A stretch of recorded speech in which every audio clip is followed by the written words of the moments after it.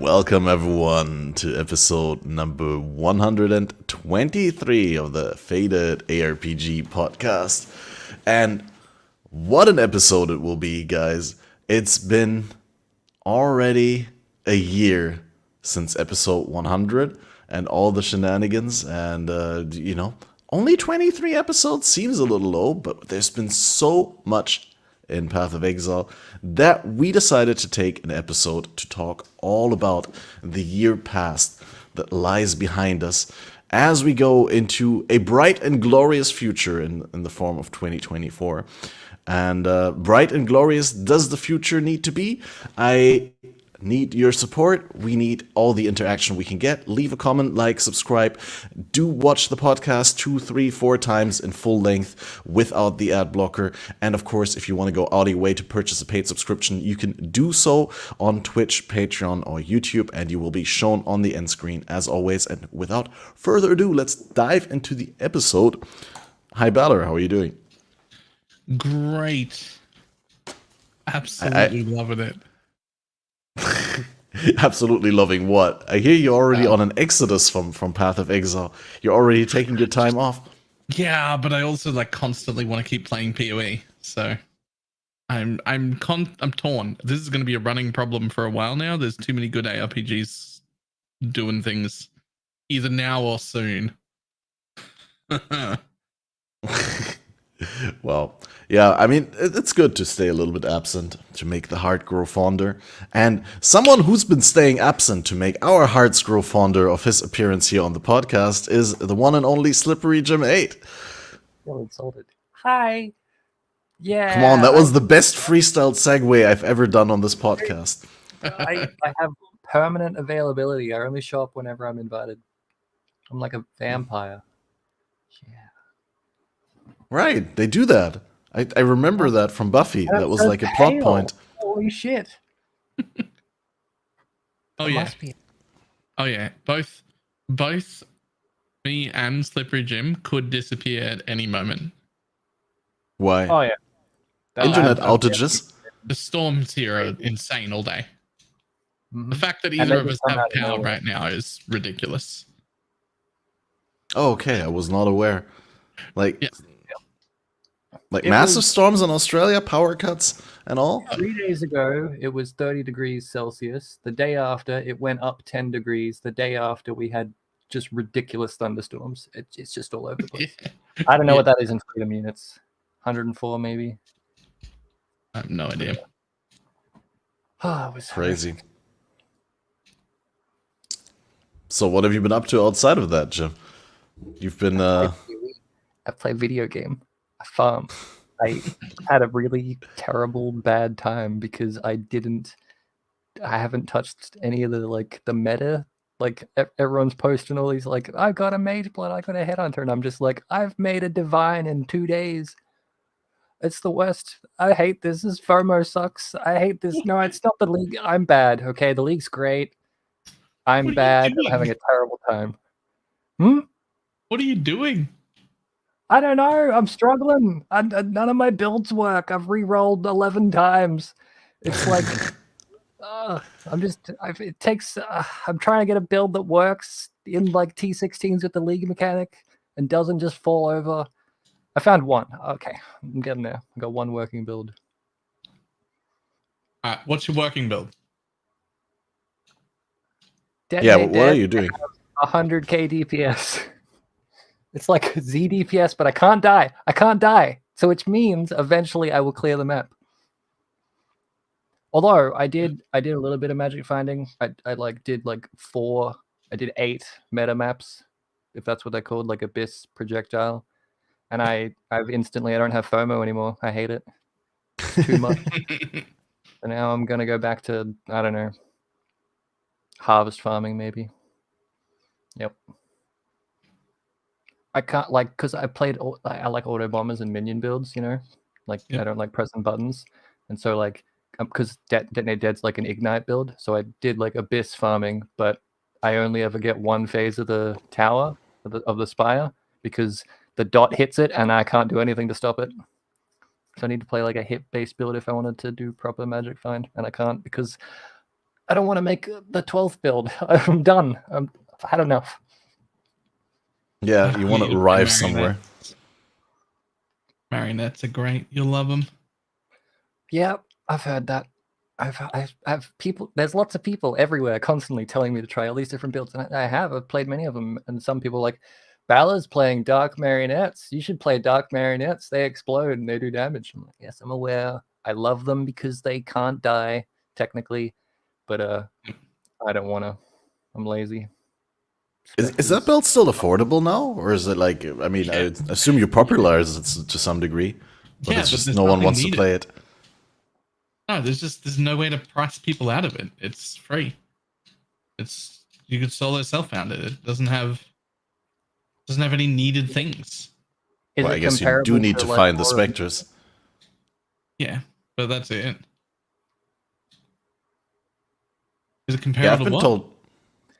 More of mischief, like ignite hat. It doesn't get as much damage as more, but you don't have to press any buttons. But it's a dot build. Can you even do the spires? Yeah, because it doesn't have any prolift built into it, and you can control how far away from you the damage happens is set. Sounds tedious though. So you spawn the spire and you just stand a little bit away, and then that's it. Right. I've been told I should use the Dark Marionettes as a Guardian's Blessing on my current build, because I think something I was previously unaware of is that these Dark Marionettes also apply Scorch at like 10% value or something like that. Is it a fixed value? Scorch. It's fixed, but something changes it. So like some mobs it'll be a 5% Scorch, and some mobs it'll be a 10% Scorch. And sometimes it'll be a 12% Scorch. But whatever it is, it's always the same for that mob forever. And it hits uber pinnacle bosses for 12%. So it's set in some way, but somehow has a different value on different mobs. I'm not actually sure how that works. But yeah, I have no idea. I remember hearing something like that. That's why I asked. But I also remember it being super obscure. Yeah. Right.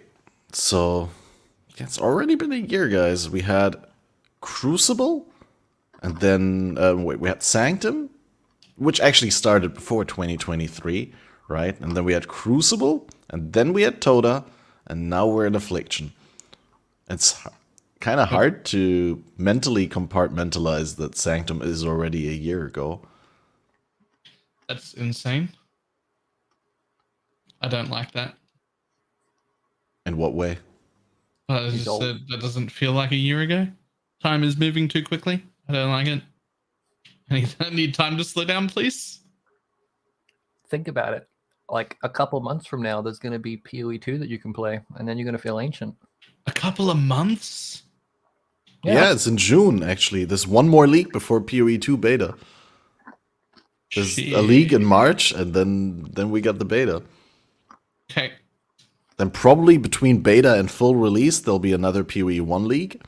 Like a kind of legacy league, I guess. And then again, I mean, POE 2 is not replacing POE 1, so what do I know? Maybe they don't like do a full-on legacy, you know, satisfy all the urges league, but who knows? I think it... What is this league, Slippery Jim? Satisfy all the urges league. Oh yeah. Just do whatever you want. You know? Except hardcore, I suppose. I don't know. My next project is just going to be doing the full juice style strategies, except in tier 16 and not in MF at all. Just to be like, see, you can make like 10 div, 12 div, 15 div an hour. You don't have to MF. You can play any build you want. Yeah. You can just, it's fine. You just need a mage blood first to get it viable, right? No, I'm in a private league. I don't have access to gross stuff. Although we do have like 2 or 3 headhunters lying around and a mage blood. But it's a mage blood. I don't own any of those. I don't own it. I don't have access to them. Right, so. It's your league. You could just go, "Hey, I need this," and someone will go, "Yes, Balor." I mean, they'd probably let me make a video with it if I wanted to, but that feels pretty disingenuous. That's the Balor style. Disingenuity. Disingenuity? Word. Disingenuity. Yeah. Is that the word? I It is guess now. I don't know. I'm not an Englishman. You don't have any of these limits of like all this learning. Well, you learned English. Hey, you know what? You're like English second language, are you? I didn't even. How did I not realize that? You better English than me. That's how you know. If someone's better speaking than you as an English speaker, that's because they learned it second, because they learned it proper. None of this. Well, I'm not better at speaking it, and maybe like, you know. I bet you speak really terrible German though. Oh, it's awful, yeah. Yeah, exactly. That's how it works for us English speakers for English and every other language because we're lazy. No, it's just I don't have practice. Like, I don't speak German at all. So, like, when I speak German, it always comes out very clunky and awkward because I just don't have time to, like, practice it.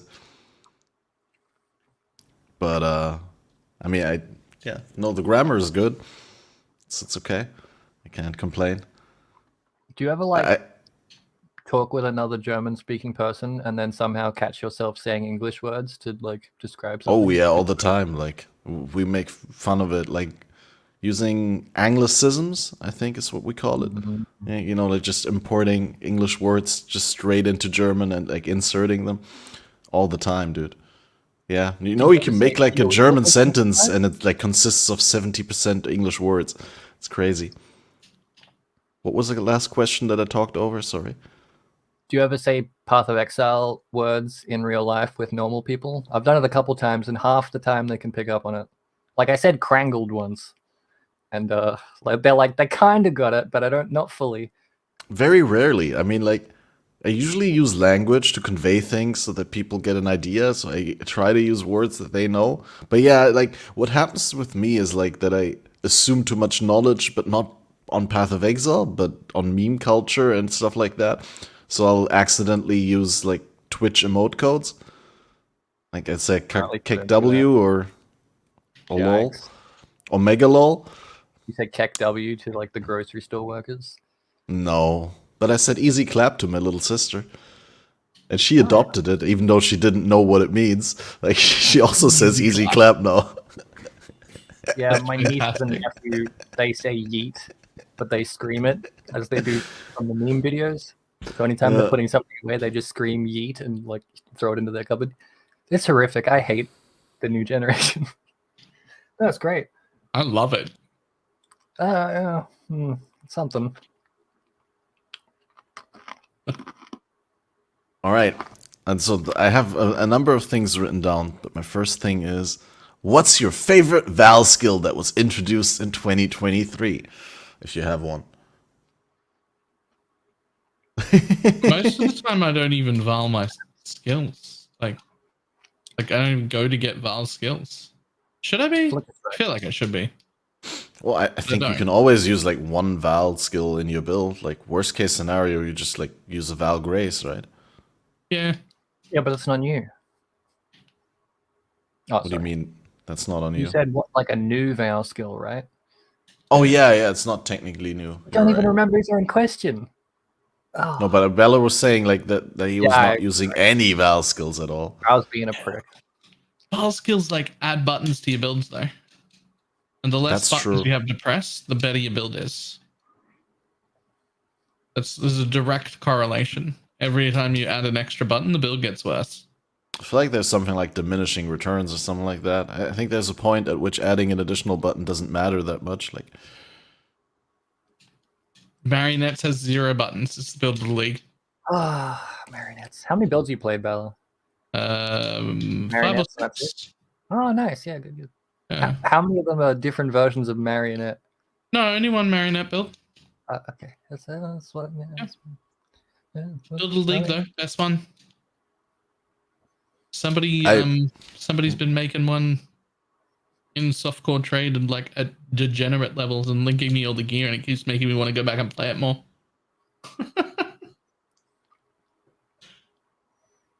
That sounds good. Drag is my favorite, by the way, Catmaster. What is your favorite? Valve Flicker Strike. I've never played it. I just like the concept.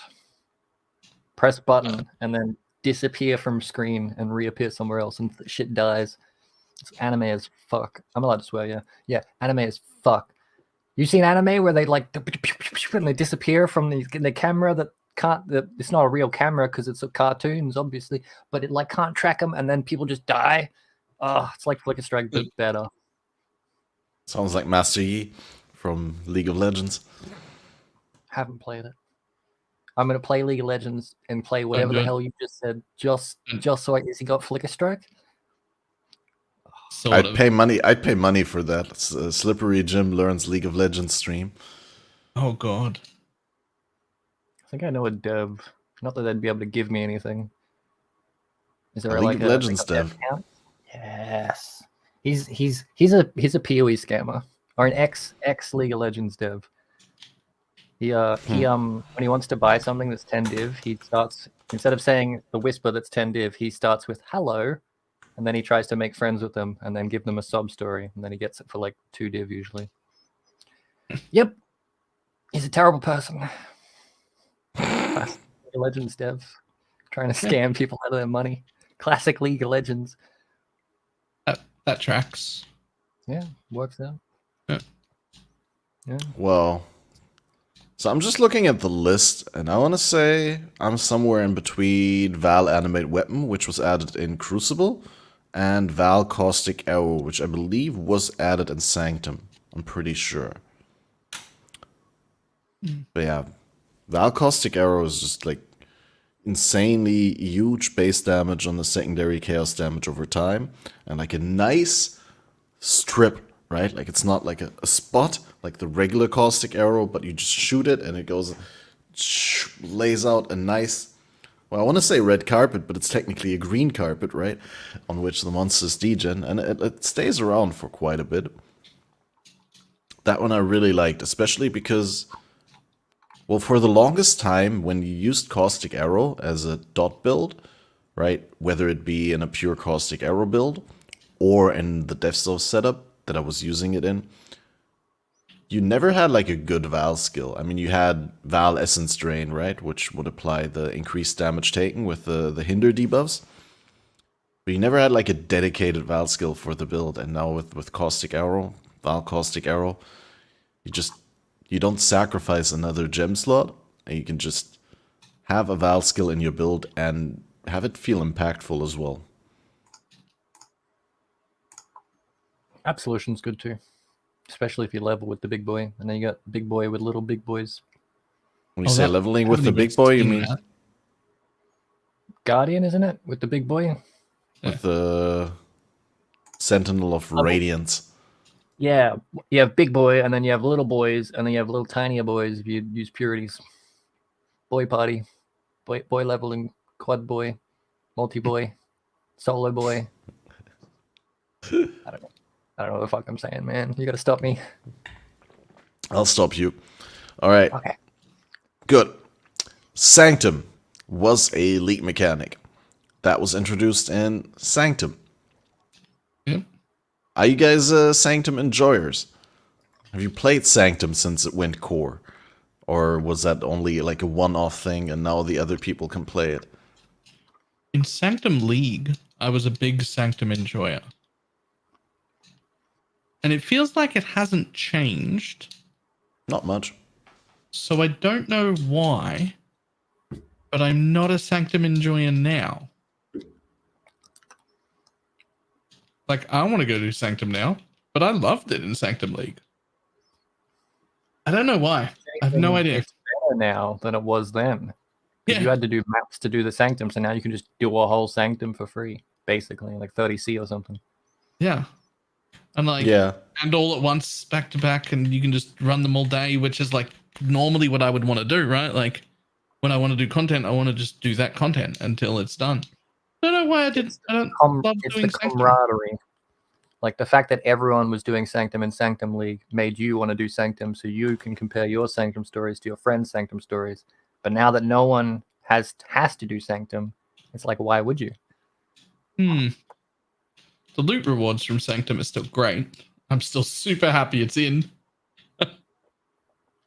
Real happy about that. I'm in love with Eternal Damnation, so I might actually be my ran favorite. I actually ran a Sanctum last night in preparation for this. So I'm on this Winter Orb Slayer build, like charge stacker, that I've already been teasing the last 2 podcasts, and it's originally been done this league by MB Extreme, or probably by someone else as well. I don't know. Like MB Extreme is just the guy that popularized it in the version that I'm copying, and the timeless jewel that he uses like a timeless jewel in the middle of the tree at the Scion spot. I feel like that's a very common thing to do, where you can like use intuitive leap to grab both the duration notables, and you can use an impossible escape on solipsism next to the ES wheel to grab a bunch of notables there, all in the range of the timeless jewel.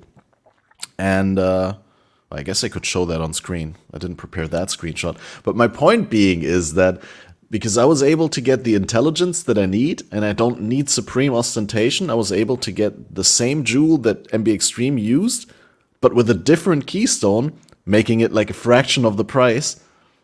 Because it's the same seat number, it has the same notables, but it has a different keystone, but I'm not using the keystone anyway, right? So I only paid 8 divine instead of between 50 and 100, I guess. And Nice. what did I want to say? Yeah, I thought, Winter Orb Slayer, charge stacking. I'm super mobile, right? I can do a lot of damage without standing still. I mean, I do have to stand still to channel the Winter Orb, but I don't have to stand still to deal my damage. I can run circles and the Winter Orb will just periodically throw out the projectiles, right? And so I was like, this might be okay for Sanctum, and at this gear level I also have pretty okay damage. So yesterday off stream, just ran into a Sanctum, and I snowballed myself into like finishing the Sanctum. I had like 9 resolve for the entire second half of the final Lycia fight, and I was so scared that I'd lose it all, and in the end I got 4 Divines and 2 Exalts, and was a happy cat. And yeah, just like you, Balor, I just wondered, right? Why have I not played any Sanctum? Why am I not playing any Sanctum when it's now permanently available? And I'm technically an enjoyer. I would say this league is just because mapping is so ridiculously good on every mapping character. It's like mapping is fun again for the first time in many leagues. Just going into a map. No prep work, no nothing. It can be Alk and Go maps. They're all fun. So I think I would say that's the reason. Except that it was in last league and I didn't want to do it then either. So yeah, and last league was a huge source of currency for many people. Yep. It also got harder, like Sanctum. And so like you could get 30%, well, 80% of the way through and get shot by like a random rare monster and you just hate your life and you hate Sanctum all of a sudden. Oh, maybe not you because you're hardcore, I don't know, but very scary. I haven't been And hardcore in like years. You're the hardcore guy in my brain. What can I say? That room that's like with the little candles on the floor that tell you where a meteor is going to come down, and you walk in there and there's 50 meteors and any one of them could end your run. Sanctum's scary. But you should play it though. I had those rooms twice and I never lost maybe I'm just a god in human clothing. Good build. No, but the thing is, like, yeah, they did increase the number of rare monsters. They made it so that in certain rooms you have to full clear in order to progress, and they also made it so that the rares are harder, right, and the uniques. But they also made it so that defenses are now actually affect your run. So like evasion and armor actually do something to protect your resolve. And I don't know how much it is because I've only run that one last night, but there was certain situations where I thought, oh my god, I'm going to lose a lot of resolve and inspiration here, and then I didn't, right? Because I guess my character just evaded and avoided the resolve loss. I have no idea. Wow. But yeah, I'm definitely going to try out a little bit more with Sanctum. Another thing that we could talk about, but that's been mostly memed on, and I don't want to be a negative Nancy, but Sanctum is also the league that there was the addition of the game mode Ruthless, which do we consider that a successful experiment in retrospective? Yeah. It took I mean, what they wanted to do with the PoE 1 game, which was make it slower and more whatever, and it put it to the side, and then we got a league called Affliction that has billions of items, and that wouldn't have happened if Ruthless didn't exist. They would have kept with the narrative of make the game slower, make it harder, make it hardcore. Probably. Do you think Maybe. the pushback on the Ruthless changes and additions is like an indirect cause for them to swing back with Affliction and make it so generous? Not entirely, but I mean, like, they would have gone more on the route of make the game slower and more hardcore like it was in the beta if Ruthless didn't exist. Now it's like anytime they get an inkling for making it slower and harder like the beta, they go, oh, we could just put that in Ruthless. Oh, maybe Ruthless was too hard. Now Ruthless can have 4 ascendancies instead of 3. Maybe we went too hard on that. Let's go back. I wonder how much of like overlap there is between things that they want to put in PoE 2, but they're testing in Ruthless kind of thing. But probably not much. Hey, we'll find out in Well, certainly the well, right? That's like something that Affliction League well. I bet you they're tracking how many people click that fucking well. I refuse to click it out of principle. It was useful to me once. I had no flasks and I was scared. And I clicked that well so hard. I remembered where I was. I went back for it. Saved my life, that well. I'm not in principle against the well in Affliction. Like, that one is nice, right? But I'm with you on that, Balor. I just don't want to click it because it feels like they're trying to make it tasty for me to click more wells in the future. They're trying to introduce the well in this mechanic so people get used to seeing it. So when there's a well in PoE 2, we don't get upset. But we've all collectively agreed to get upset. It's not going into the game. It's going to go into the beta. We're all going to go, that's bullshit, fuck off. And then they're going to take it out. Have you watched Crip's interview with Jonathan? Not yet. I really want to. It's on my watch list. Yeah, it's like 90 minutes, so it's a chunk of a watch. But I have watched it, and Crip does ask the question of the well, and Jonathan does not provide a very satisfying answer for the well. Even though, like, and I'm only pointing this out because otherwise I think the interview is very good, and Jonathan does rectify a lot of things that the public perception didn't like about Path of Exile 2 so far, right? Like, I have a lot of people in my chat who told me that, yeah, this interview really like made Jonathan worth more in their eyes to the PoE 2 project and made them also look forward to PoE 2 a little bit more than they were. But specifically, the well answer was kind of a non-answer, where Jonathan was like, well, it has to be there for flavor reasons, and you're gonna like it, and it's not gonna like it. No, the thing is with the well, it's really just extra step, and that's what Kriparian says, right? Like, Kriparian has played almost exclusively Ruthless for the past league or two, right? And I think this league he's not in Ruthless, but he's in regular trade or in regular SSF. But he's just said, like, there's like no benefit to it. Like, he just puts his vendor next to the map device in his hideout, so there's literally one extra click on the way into his map or out of his map to refill flasks. And yeah, I like the way that I always defend it is that people are shitting on stuff in PoE 2 by taking a PoE 2 feature in isolation, kind of, right? And importing it in their brain into PoE 1 and thinking how they would like it if it was in PoE 1 right now. Whereas I say you have to like judge the entire context of PoE 2.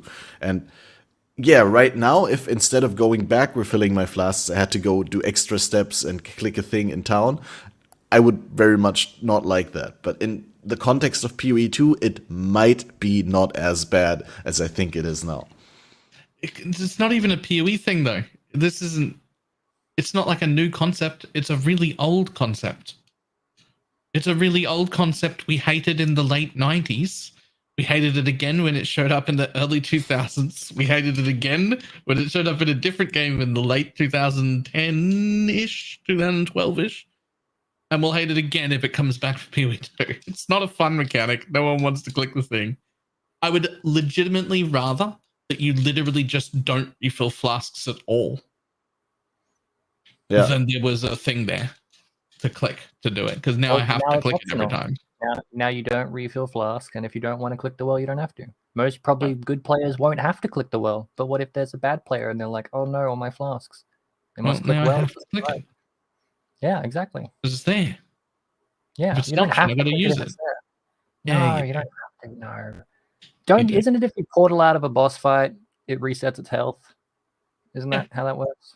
No. If you die on a boss fight, you can portal out, but if you want to portal out during a boss fight, you have a 2.5-second portal animation rather than like instantly opening a portal And you the way can that you do it run right out of now. flask, risk the portal out, get your flask back in the well, and go back in. I did that, exactly that. I did that on the warrior fight versus Captain Heartland in the Gamescom demo that I played. And I felt it was very exciting, but I also can totally feel like when you've done it like 200, 300 times, it feels like a nuisance. And you're like, wait, I ported into town. Why do I have to go 3 steps over there to click the well and to go back to my portal? It's because when you're like halfway through mapping and you're really desperate and you're like, damn it, I need some flasks and I can't kill these monsters. I'm going to go back to town. And then you get bombarded with $10,000 of people's MTXs. And you go, wow, I really wish I looked like a flaming tiger. I'll spend $500 on my way to the well. And then you go to well and you click it. And then on your way back, you're like, damn, that guy's got a goat. I'm going to buy that $15 goat. And then you're back in the maps and they've made a bunch of money. Yeah. There's going to be well MTX, calling it. Customize your well.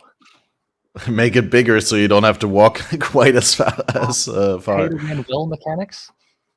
They wouldn't do that. They wouldn't do pay to win. But I bet you they'll make a well MTX. Like if you have a well, that is an interesting question. Well MTX, and so very suited to your name. Do you see like a sort of slippery slope with the current trend of gating quality of life that could have been in the game behind paid MTX? Like the ring that counts the currency that you pay that you pick up, or the map device that times the amount of time that you spent in your map since you opened it, and so on. I personally am very mild on these things, and I'm like, hey, it's cool that they give us new funky MTX. But I've seen some people, OG players, right, mind you, like people who've been supporting the game since the very beginning, who are like, they actually trained their fans well to accept this bull, because, you know, this is quality of life that should be going into the game, that they're like gating behind a paywall, and it's not making the game better. What's your stand on that, Balor? Honestly, sorry, it should just go be for a it, Jim. command like /kill that you can check yourself and you can see it. But if they want to have a version you can link in chat, make that MTX. So you can have both the quality of life for the players and the bragging rights for the MTX. But no, it's just an MTX. Because, fuck you, give us your money. That's fine, though. They're a business. They can do whatever they want. It's their game. I don't care. But, like, it's literally like they're just extracting something that could be a command and putting it in an MTX slot. And it's in a loot box. It's in a fucking loot box. When did gamers get so complacent with that shit? And then when it's not in the loot box, it's going to be a $60 fucking wing MTX or something. Like, god damn, I hate it. I hate it. Fuck them. I want it. I'm not going to gamble for it. Fuck them. I'm so sorry. I'm stop swearing. I'm not even old school, but shit, it's quality. Like they're going to have a kill tracker one. If they had a kill tracker one, and then if they made a kill tracker one, they'd remove the command they'd get rid of /kill. So you had to buy the kill tracker one. If they do that, I'm burning down my subscription to Steam or however I get the game. Both of you keep saying quality of life. And I don't it's not even think you know what that means. Fun statistics. Yeah. The quality of life. And ultimately worthless statistic that also means nothing, that you could also track. Just it's not hidden information. You could just look at the clock on your screen. Okay, it's like if you've seen those fucking screenshots of someone with 5 mirrors in their like divination card stash thing. Right. It's like but you're no more powerful for having prove it. But this ring thing, it's proof. It's proof that some guy out there farmed 300 divines before he saw a mirror, and now he's got a mirror, and now he's got 2 pictures of mirrors. Ooh, look at me.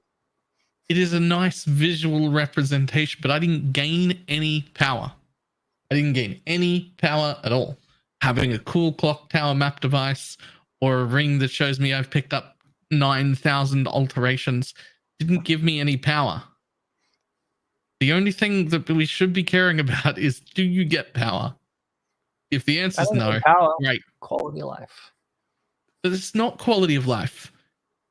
It's quality of me shitting What on if my it friends. enhances your game experience without you having to go out of your way to do third-party stuff that normally you'd have to do, even if it's just 5 seconds per map of you like pressing the start on your stopwatch, right, in order to time how long you take in the maps. It's not important information.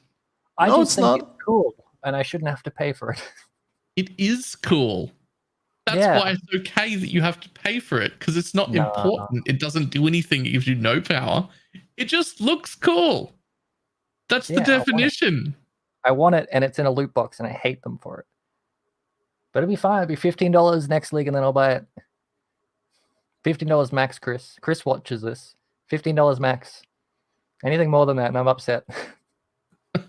Get a stern. It gives you Discord no message. power. When did we like slippery never said slope it gives you argument? Like I power. feel What are like you talking about? gamers are going the slippery slope in the other direction. 4 or 5 years ago, all we cared is don't give me any power. Don't let me buy any power. Now it's like your watchtower map device looks pretty. It's unfair. I should have got that for free. What if Fuck they off. bring in a death tracker, tells you how you die, but it's in a loot box? If Yeah, it where do you draw actually- the line, Balor? If it helps Where's the tell line? you, if it tells you how you die, that's not information I can get any other way. That would be Yeah. pay to win. That's not okay. No, You it's don't not have pay to that win. information. It's quality of life, Balor, and now it's in That- a mystery box. That's not quality of life. That's what I'm saying. You don't know what those words mean. You don't know what those words mean. You just, I'm a are you just statistician. using I them like because you've heard numbers. other people use Unless- them? What do you okay, mean? It's not quality of life for normal people, but I track fucking everything, so it's quality of life for me. Yeah, okay. And it's in a fucking mystery box. That's fine. Yeah, technically it's pay to win for content creators now that I think about it, because it makes your content more engaging, not. right? Yeah, no, I get your Our stance on map it. device is the difference between your content being engaging or not being engaging. You've already failed. It's not important. My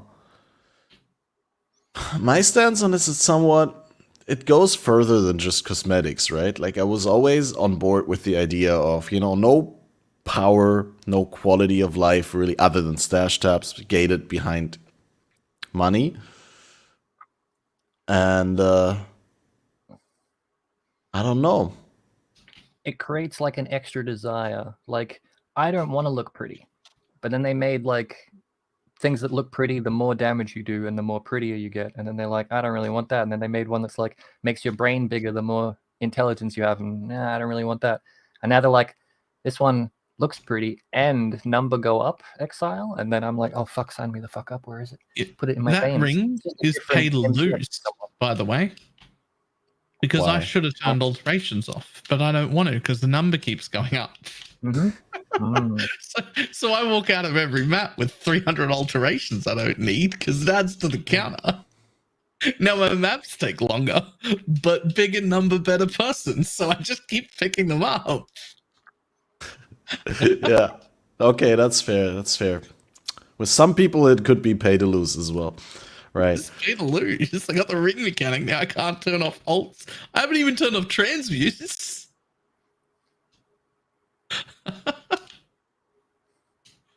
Yeah. No, I'm just like I observe the conversation around these things very carefully, and like personally, if you told me that this was the way that they go back in the day, I mean, I kind of was always sort of already against stash tabs as a thing. I just understood the necessity, right? Like, you can't sustain a game on purely optional cosmetics because there's a lot of people who don't have money to buy a game and who still want to play a lot, and they'll obviously not buy the cosmetics, but you can't just operate a game on nothing, right? They did need to create some incentive for people to, at least at some point in their PoE career, pay money for the game in order to fund the ongoing development and future development and all that. So I always thought of stash tabs as sort of like necessary evil kind of thing, and like the least possible evil. But I think Yeah, I think that it's branched out a little bit, right? Like, obviously, they've also tried to cast a wider net by just making better MTX, like just things that looked cooler, that provided cooler effects, like the rare monster executioner stuff and that sort of stuff, the new fancy things.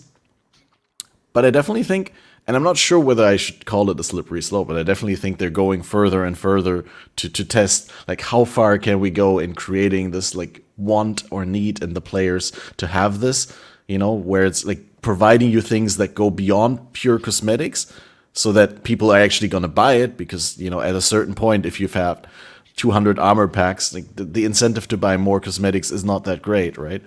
And they do need to incentivize people spending money on the game. Like, just how content creators do need to incentivize their audience to pay for the free content that they're providing. I don't know. It's, not only do I not think any of those things are pay to win, like, I don't think anybody's using quality of life correctly. Like, That's fine. It's okay.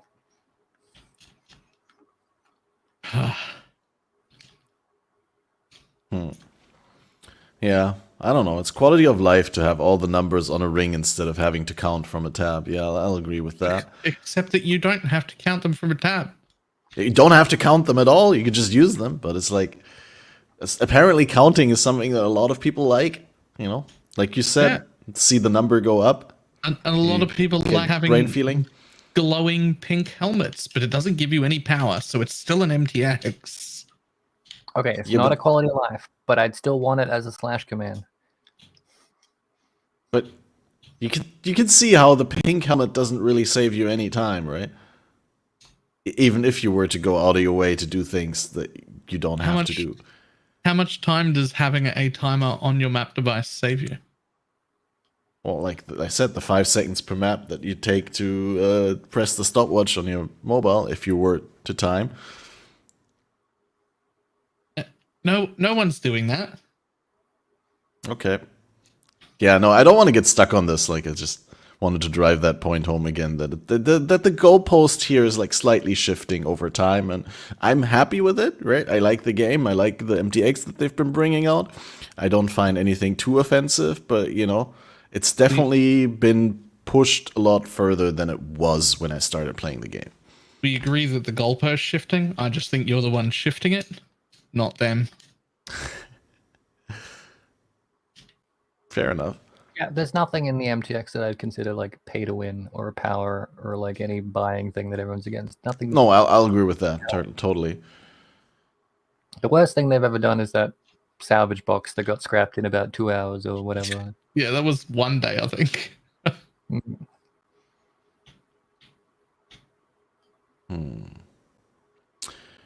Okay, and then another thing that they've done is, and I read this is a verbatim quote from the Sanctum release page.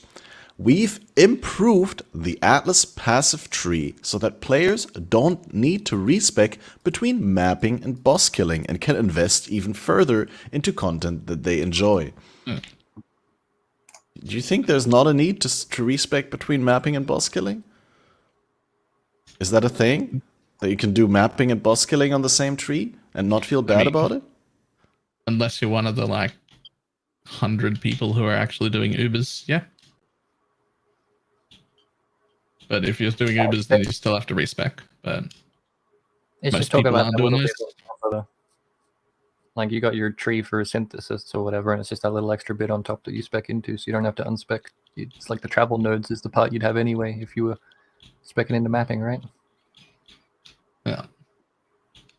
I don't think it's like what I would want it to be of, like, maybe just give me 2 trees that I can flip between kind of thing. But even then, I would fuck up both of them and still respec them all anyway. I still just want a different tree for every character, but I don't know. It's better than it was.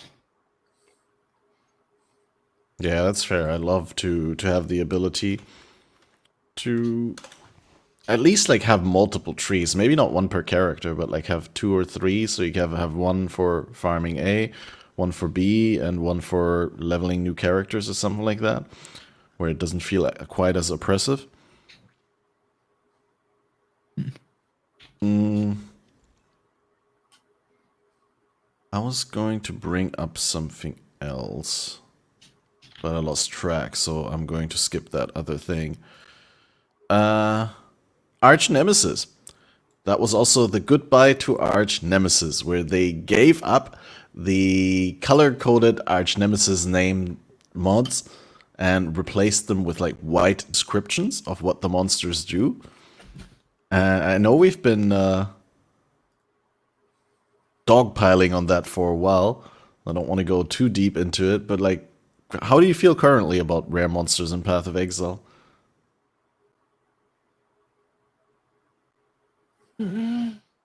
Slippery Jim, go first. I'm patiently waiting for Balor's opinion so I can see how terrible of a take, or really positive and good take it is.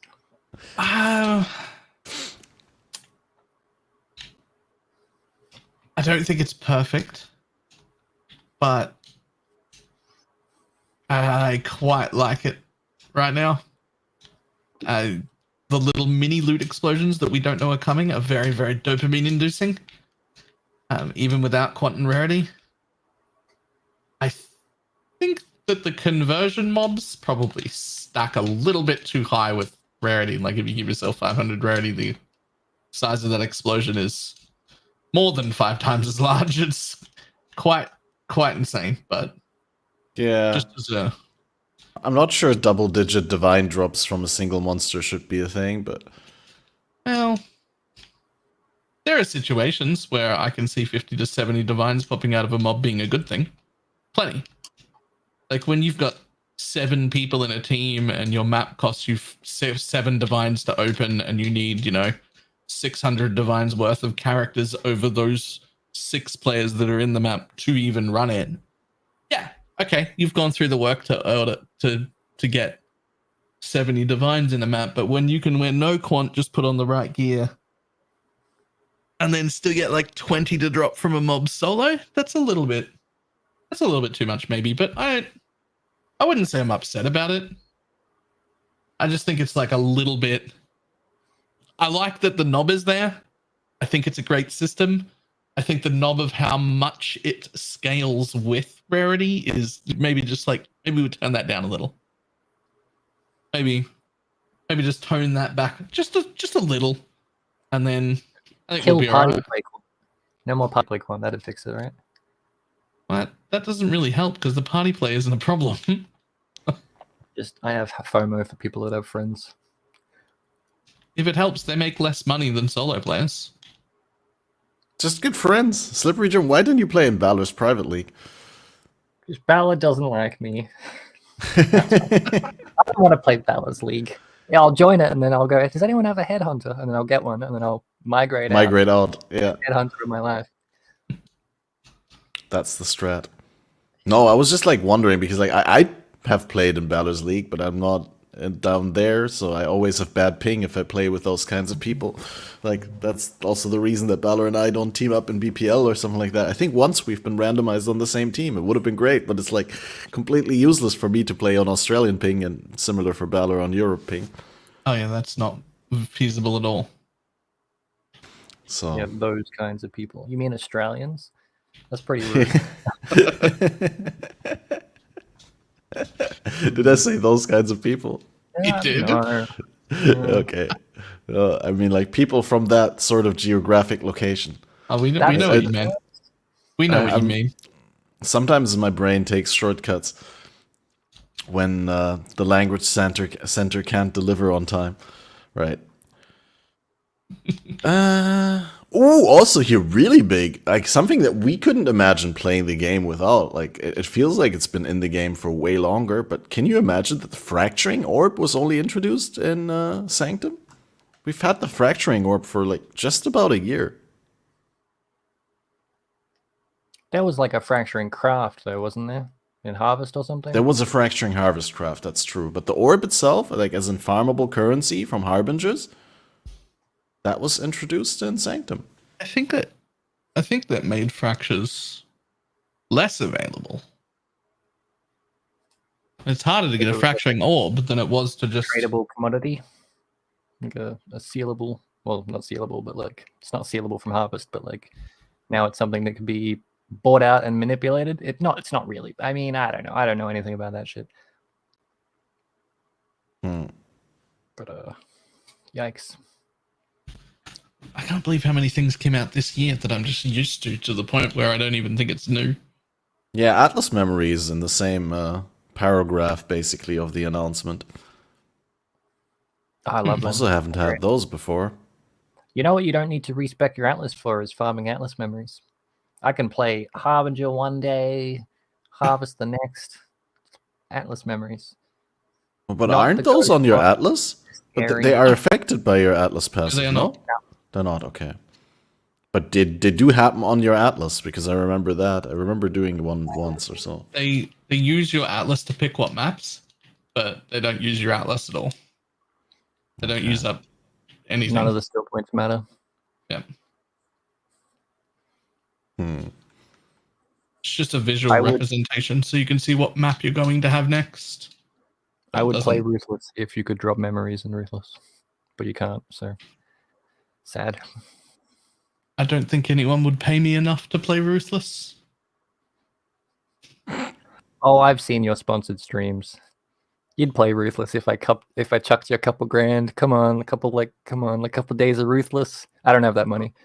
Yeah, I absolutely I'll play anything for the right amount of money. You just said no one could pay me anything to play Ruthless. And you're like, no one would pay me enough. Not very that there important isn't a number, difference. but that nobody would be willing to pay the number. I'll get a crowd fund going.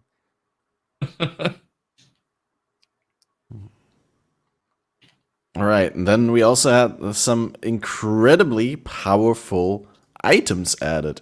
We have to move on from Sanctum, so this is going to be my last Sanctum point. But we had Eternal Damnation, right? Progenesis, and Nimbus, and Aurea's End, the Steel Mage Flask. And I think there's a number of other memorable, because this is when all the race, boss kill, reward, unique designs were integrated in the game. Do you have any like favorites there? Any standouts? Anything that you think is disgusting OP? Amulet. Amulet's my favorite. What's the amulet? Wait, that's the Eternal Damnation, right? Mm-hmm. God, I'm gonna bring that one up. That one is the one that changes, if I recall correctly. Oh no, that was the ring. Yeah, this is the elemental damage reduction equal to half your chaos resist kind of thing. Yep. Pathfinder being my favorite class, 100% Fizz taken as, and then use that to lower your damage a lot more. It's just really nice. For a short moment, I thought you were talking about Original Sin when you first like said the amulet, but obviously Original Sin is the ring. This does stand out more to you than Original Sin. Because Balor, the fan of defense. Damage. But I can already get so much damage that I can do everything. But what I need is to get so tanky that my Pepega ass can still kill things. I can easily get that. I like auto bombing, so the Aurea's Flask is the best thing for me.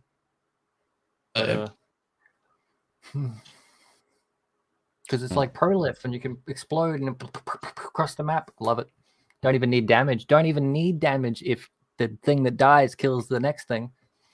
It's great. Sure. Yeah, I also just learned yesterday that you can use the Original Sin ring. It makes sense, but like I never thought of it like that. With the all elemental damage converted to chaos damage, you can actually convert the Aurea's End random element damage from the explosions into chaos damage. Just the flask gets like a lot of, it excites a lot of people, but there's like so many different ways for me to get explode. That was just another way to get explode. It wasn't exciting. Well, it's exciting because it's a way to get explode that is available on builds which have previously not had a way to get explode. Well, But it's not exciting something for new. Valor, but exciting for a lot of other people. Yeah. I'm excited by something that hasn't existed before. Right? Lowering my elemental damage by a percentage of my chaos res is not a stat that doesn't exist anywhere else. That mechanic wasn't a mechanic, and now it is. Monsters explode, that was already a mechanic. It's cool flask, it's very good, it's very strong. It's a very strong delivery method of a version of explode, which is something we've already had for a long time. So, not exciting. Powerful, but not exciting. Yeah, it's safe to say that Sanctum has left an impact. What's your favorite Catmaster? From the uniques?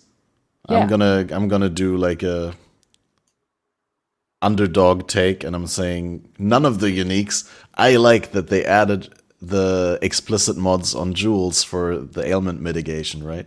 Where you can now roll like up to 50% chance to avoid bleed or freeze or shock on rare jewels explicitly, and you can still corrupt them to get chance to avoid on the implicit, and you can get like some juicy amounts. And I always thought that it's for a long time, or for a while, it was a little bit weird with the ailment mitigation, because there was, in theory, there was different ways that you could do it, but in practice, like, most characters would get it in the same way, right? Like anointing crystal skin and combining that with some other things from the tree.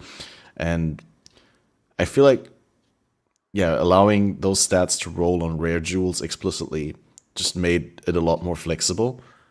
And like, I don't know, it just the resist, or the ailment mitigation puzzle solution looks a lot different on my different builds now as opposed to before. Maybe it's just me as a player learning new and better ways to do it, and like being more open to different things. But I think it's also just overall better design choice now. Like, there's not one clear way to do it the best way, but it's like you can do it so many ways and it's viable. I thought I figured out a cool way, but it turns out it's terrible. The reduced ignite duration, so make everything have reduced duration, but it turns out monsters can just get increased duration on maps and stuff, and then it just completely negates the whole thing, and I'm like, oh man. Yeah. This is after I publicly announced that I'm the best person in the world for discovering such a thing that was already well known. Yep. Got shit on for that one. Less to trash jewel that one. Storm Shroud's fine though. I only lost 300 divine corrupting reduced ignite duration jewels to try and get another reduced ignite duration implicit before anyone told me that it was a shit idea. I mean, presumably you could, if you get enough of it, it does work.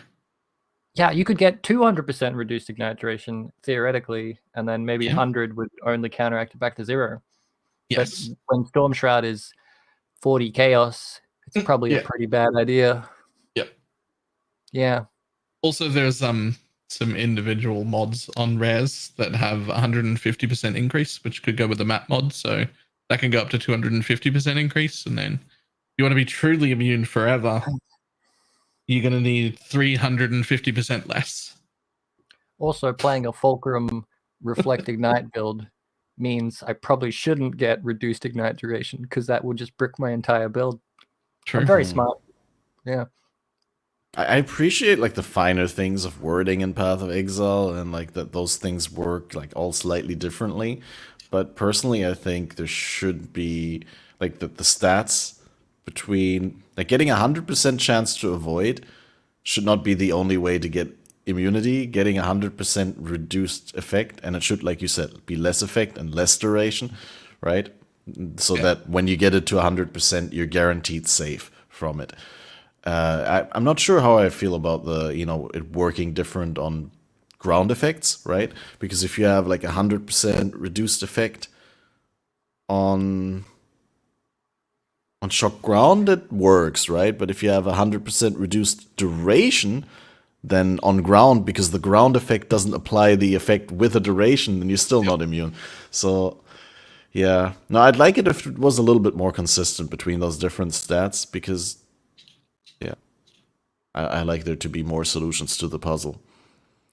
But it also is a great way ultimately to teach new players about the wording and to be very, very precise with wording in Path of Exile. Yeah. Okay, moving into Crucible. Lead mechanic, channeling, powerful weapon trees, the Forge of the Titans. How fondly do we look back on Crucible? It happened. Best League of the Year, Slippery Jim? I don't remember anything apart from like there's a zigzag map, and you just ignore everything and you touch the thing at the end and you get disappointed and you go again. Yep. That was bad. I have nothing nice to say about Crucible. There were maps that sometimes dropped fractured items or pre-Crucible trees, and they were interesting for about 10 maps, and then I stopped playing. Yep. It was no. I have nothing nice to say about Crucible. I think it was one of the worst. It was a terrible in-map mechanic. It was Didn't you horrible. like hold It didn't have any down while gameplay. stationary? It didn't have any gameplay that was engaging, interesting, or intuitive in any way. The end game content map was something that it was the correct thing at all times to do, to just straight up ignore. Like just run through to the end, not kill anything, not engage with anything. And then the process of building any reasonably decent tree was so tedious and boring and time consuming that I never even bothered to do it. It was like they took the opening the door mechanic from Heist and thought, damn, that'd be good if players had to hold a button to do that. Let's make an entire league mechanic around that. And then they did, and it was the shittest thing. I think that's the best description that I've ever heard of Crucible League. What it is? Yeah. And we can just chop that up as a learning opportunity. Everybody learned that we didn't like that, and now we won't do that again. I mean, it looked cool. It was very like I love the aesthetic. That was the one good. That's all it had going for it. Nice. Yeah, that's a positive thing we could say about it. Yeah. No, I actually kind of also like the weapon trees in concept and the way that they did provide a little bit more power to melee or to weapon users than they did to casters, which is kind of cool, but ultimately too good on bows versus too bad on melee weapons. Yeah, the Forge of the Titans, like, really, really big miss. I agree with what Balor said, 100% there. Like, having an endgame encounter that is that hard, then doesn't drop any rewards, and doesn't even require you to kill the monsters in order to get what you opened it for in the first place, which was these crafting benches. Yeah, that wasn't great. Nope. And then on top of that, like, we don't remember this because we kind of already successfully repressed the memory, but another slap in the face of the ambitious Path of Exile player at the time was that there was the addition of the Uber Exarch and Uber Eater and a number of other Uber versions of bosses, I believe, but the competitive boss kill event on League Start was in Ruthless HCSSF. Oh yeah. I was wondering where this was going. I didn't remember that. The one time that they forced every person who wants to compete into Ruthless. And it ended up... They also had to introduce the most broken build that's existed in probably 4 or 5 years, just so that there was a shot that somebody might be able to complete the event in Ruthless. Because if it wasn't for Totem Explode, it literally wouldn't have got finished. I'm not sure it wouldn't have gotten finished, but probably not as quickly. I don't think it would have got finished at all. It took like a month to finish with Totem Explode. And that build was so cool if it didn't get finished. That'd be a half of Exile experience. That build was like 15 times stronger than the next build down. It took a month. I don't think it would have got finished. Fair point. They fixed Breach, right? They reworked Breach to make it so rewarding and really enjoyable, right? That's when they did that. Yeah, you're correct. You're correct. That's on my I'm list. so I was glad going to bring that up. I Breach fixed- and Abyss overhaul. They sure did. They did something. They definitely, if they did like whatever they did to Abyss to Breach, that would have been good, but they didn't. They just took it out back. Something had to die to make Abyss so good, I suppose. I learned actually. I learned from this because I fully spec'd into Breach in Crucible, and I fucking hated it. And as soon as they started hyping up Ultimatum, I'm like, this is gonna be shit. I'm calling it right now. Ultimatum is bait, and I didn't spec into it. And look at that, saved points for once in my life. Oh, I'm the stupid one. Did you full spec into Breach and Abyss when that came out? Hated it, and then I spent the first 2 weeks of this league fully spec'd into Ultimatum in the private league. Poor fella. I did it to myself. There was Probably. warning. There was precedent, yeah. There was precedent here. I did the dumb. My bad. But to be fair, like they did not only rework Breach, but they also reworked Abyss, and Abyss is a pretty good rework, right? That means very favorable. There's going to be a league mechanic that makes Breach really good because Abyss is really good right now, and then they'll nerf that to make projectiles not work if they go Affliction Core. Next league, there's going to be something that you can like give Breach Lords like cool hats, and then when you kill them, they explode into uniques. Calling it Hat League TF2. Tradable hat marketplace. Right. Loot boxes, keys. Oh shit! If they bring out loot boxes that drop in game and then you get keys, that I'd be so upset. What? Like you got to buy the loot box, but then you also have to buy a key to open the loot box. There you go. New MTX idea. Now you're just making stuff up to make yourself angry. Yeah, that's the podcast, isn't it? Any POE podcast, really. I think that's a mental health issue. Making shit up to get angry about. That's POE. Have you looked at Reddit? No, actually, they're pretty happy. They're like best league ever. Oh, check out my explosion. Somehow Reddit's like reasonably and like reasonable. It's reasonable this league. Level-headed. It's an odd place to be. It's suddenly okay.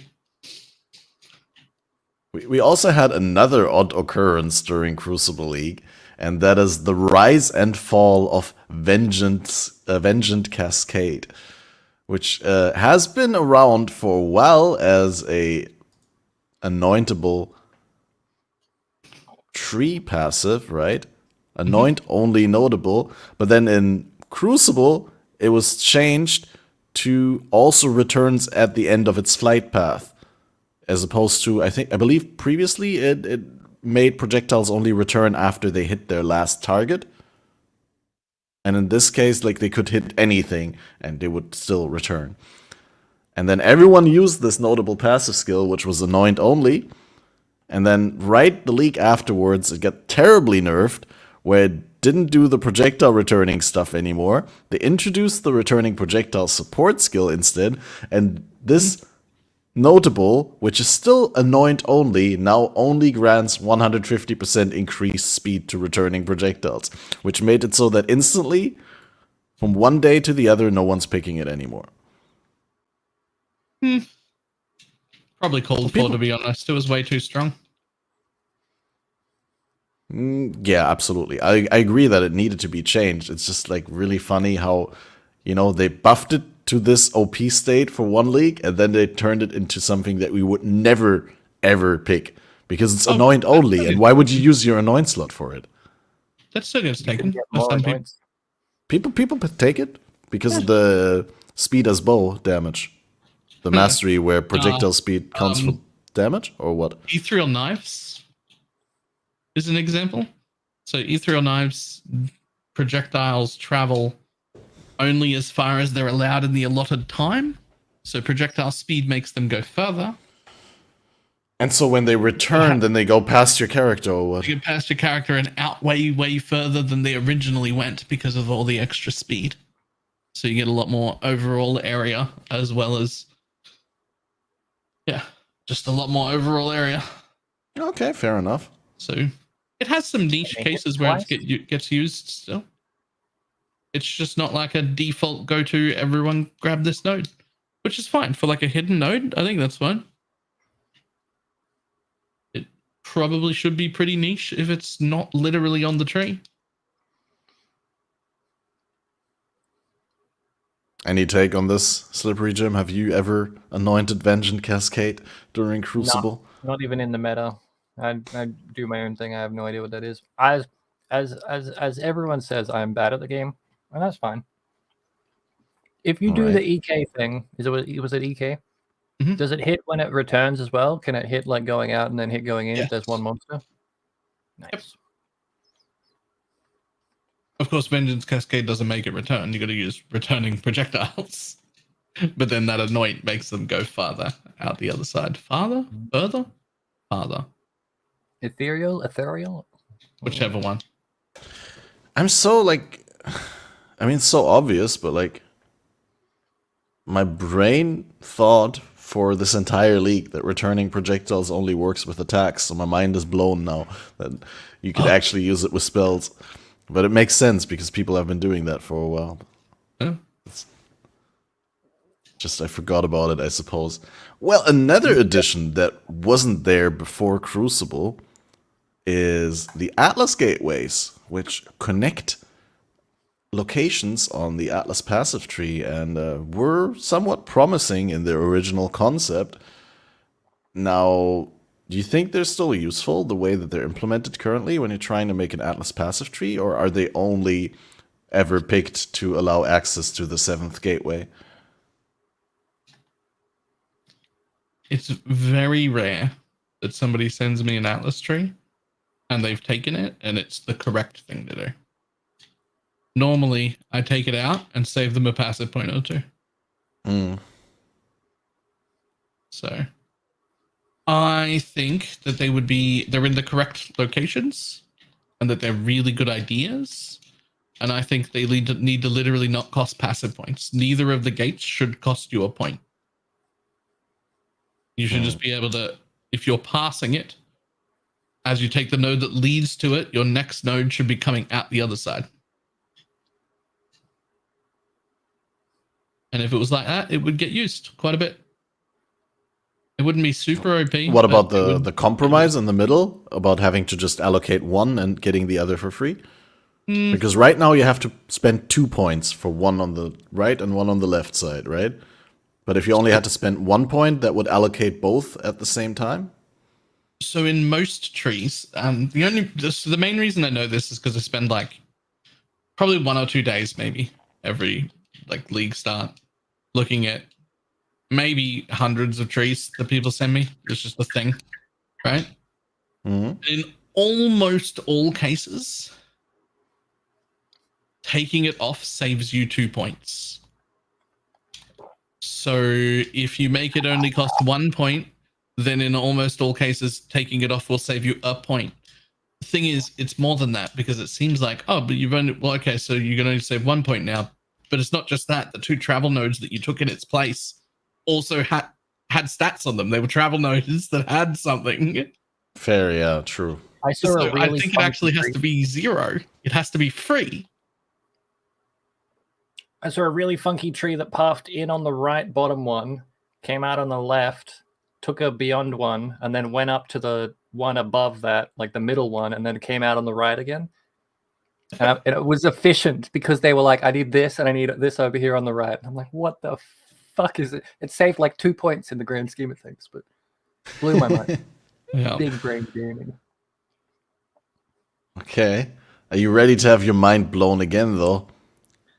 Another revolutionary thing that we take for granted now has been added to Path of Exile in that very same league, and it's the Mana Forged Arrows support, without which we probably wouldn't be playing bow builds as much as we are, right? This is like, well, I mean, yeah, still at the top end, but like, this makes it so easy to include automation for bow builds that I can't think of any bow build that doesn't use Mana Forged Arrows. It just changed from everyone has a Ballista Totem setup to everyone has a Mana Forged setup. And a Ballista Totem setup. Nah, using single target. item, then you're wasting your time. It could be another Mana Forged. My current build has 3 Mana Forged setups. Oh, okay. Yeah. Wasn't there a hat that does the same thing for spells? Yeah. Afnaths or whatever? I thought about using Kinda, that for curse and hit, and then I realized I could just put another bow attack in and make it curse and hit. Imagine if cast on crit worked in just its own thing and didn't have to be linked to like the skill to attack. That's basically what this is, right? It should. It should, Yep. but it doesn't because it'd be too strong, and then we have this is acceptable. I'm not saying nerf it, but goddamn, this is it's broken as fuck. I mean, it's just as it needs to be. Yep. Yeah. It's actually not broken at all. Very smart. If anything, it needs to be buffed. I don't know about that. We need awakened mana forged arrows support. I don't know what it will do. Gives us mana back. Yes. Just, Crazy. just has 50% CDR. That's it. There was also a thing where it worked with life tab, right? I think I've been told that you could link it with life tab, and then you could like have it so that life cost would trigger the skills rather than the mana cost, and they've changed that and fixed that. But now I'm reading on the wiki that you can actually life tab on it is still good because the mana cost will be 0, so spending any mana will always exceed the mana cost of linked bow skills. Yeah. I guess Good way that's to get useful. yourself killed. I mean, it does cost you a support slot, so. Yeah, I guess that's useful. That's balanced that way, though.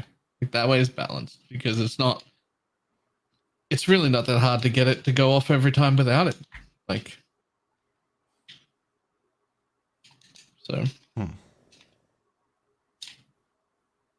I guess we can move on to noteworthy mentions in the new unique items.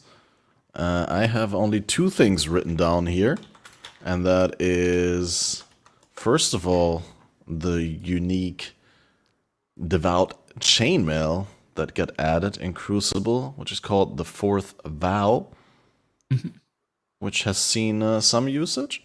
Definitely. Never heard of it. Really? What's it look like? This. Have you really not? I have no idea what the fuck that is. Well, I guess the most noteworthy line is armor also applies to chaos damage taken from hits. Yeah. I saw that, I'd get excited because I'd be like, "Oh, new unique," because I've never seen that before in my life. Is it worth like a chaos or? I actually have no idea what it's worth in this league, but I assume that it's nothing because it can drop anywhere, and MF has pretty much like made any unique super accessible. That's true. It's worth enough most leagues that it's definitely been on your filter the whole time and you just haven't seen one. So that's how rare it is. But yeah, is there anything that I'm actually a real fan of the new wiki adding like meta commentary where it like tells you what you can use things with instead of just giving you objective information on the item at hand, but it also gives you like context and all that. But is there anything else than the obvious interaction with the Juggernaut Ascendancy? People using this for anything else? Maybe. Transcendence, maybe, but I feel like anytime I use Transcendence, I'm probably just putting a Lore Weave on. You could use it if you're unsure of your defenses and like split your damage taken between ES and life to have 2 different like regens and whatnot. It's a really shit way to build defenses. I would know. I build shit defenses like that all the time. That's how I would use it. Time for the slippery Gym 4th Vow build. Uncorrupted 6-link 4th Vow, 2 div at the moment, but yeah, that's in softcore trade, I assume. I could imagine it being a little bit more valuable in hardcore. Yeah, but in softcore right now, like everything is so cheap that's not like in the MF bow meta builds. Sorry, Jim. No, it's like the delay made me interrupt you again. No, it's like it's 2 div for a 6-link, but how much does it cost to 6-link something? Like, About you're just one and paying a for half factory div. 6 links at that point, right? So it's like, what, 100C? Yeah, For the about base half a one? div. Yeah. Still worth something. For something to still be worth that much this league, though. So that means it's good? Yeah. That's pretty impressive. Never heard of it. Right. And we have another one, and that is the unique bow that got added that time. The Widow Hail. You remember that one? It's Oh, purple right. and it looks like leaves. Yes! Yeah, and it has increased Remove bonuses something. gained from equipped quiver. And at first I looked at it and I was like, well, it doesn't really have any base stats of its own, so like how good can the stats that you get from your quiver really be, right? But apparently in damage over time builds, it's really good. Yeah, it turns out really good. They can be really good. If you have like 250% increased bonuses, still, I mean, you're giving up stats on your bow, so you're not running your typical +3 bow with chaos dot multi and all that, or any dot multi. So you have to like craft a different chest piece to get your main link there. I would I have assume. no idea because I don't build those builds. But I do know it's getting used a lot. I could certainly see using it with rear guard and hardcore, dude. Dude, getting all that block for free, basically. Mm. Of course, also Soul Strike. I haven't even thought about that. Yeah, that's massive, dude. 160% faster start of ES recharge. Wait, 280. Oh yeah, because it's 250 increased. Wow, dude, that's the crazy. combination with Scorpion's Call is good for leveling as well if Scorpion's Call still has a low eye level requirement. Nope. Never mind. No. What was it? There was something like... I maybe mean, it at level just 61, 200 life per gave second. you a big bonus in POB with Blood and Sand. I don't know. It doesn't have a level requirement, so you could literally like use it from level 4 with a crag hit and get like the massive stuns, right? Get like 500% increased stun duration. 700% it says here.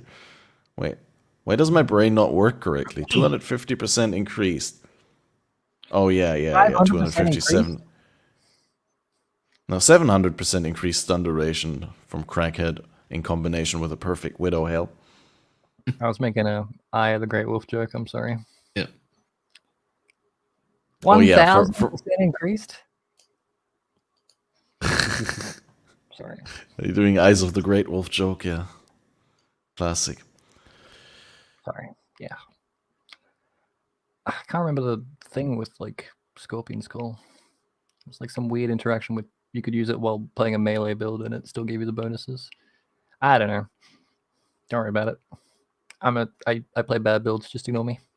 I guess that might have been true that you use it with like unarmed builds, but yeah. So that was all the notes that I had for Crucible, and we can move into Toda. But before we move into Toda, we could like quickly look back on ExileCon and Gamescom PoE 2. Maybe some takeaways from the interview with Jonathan and Crip. But I guess, have you watched that, Jim? I haven't seen it. No, then we'll cover it when I read you the and the guests to see. entire closed captions, but I didn't watch it. We read the closed captions. Okay. Yeah, but some interesting stuff in there. Yeah.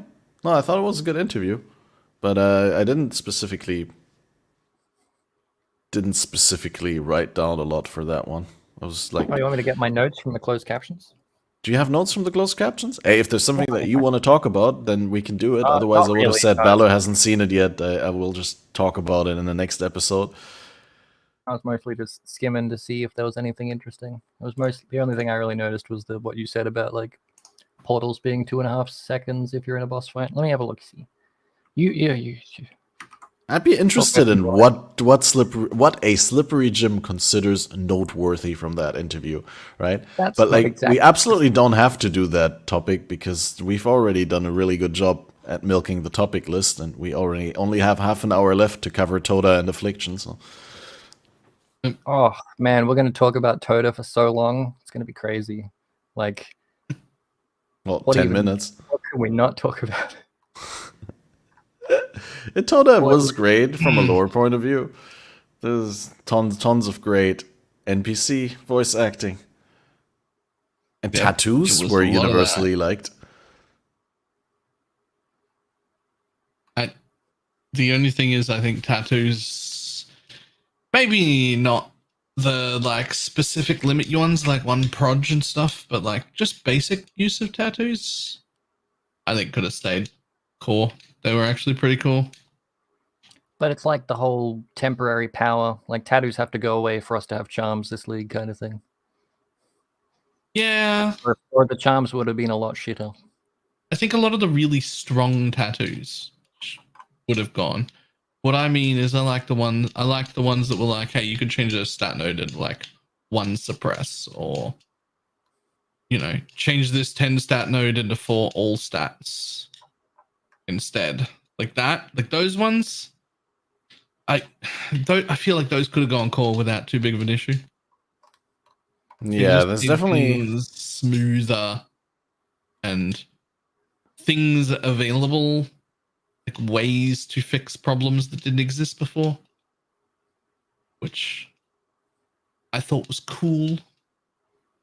But I'm not super upset that they're gone either. More busy work to fix builds. It would have ended up like catalysts. It's like, here's 10 things that you're not going to care about, and they're all worth a chaos each.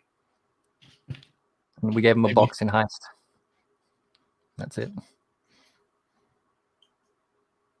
at least catalysts are available now if you want to use them. Like, I don't know, I kind of enjoy like when I start to craft a ring, or when I start, to wear a new ring that I just bought.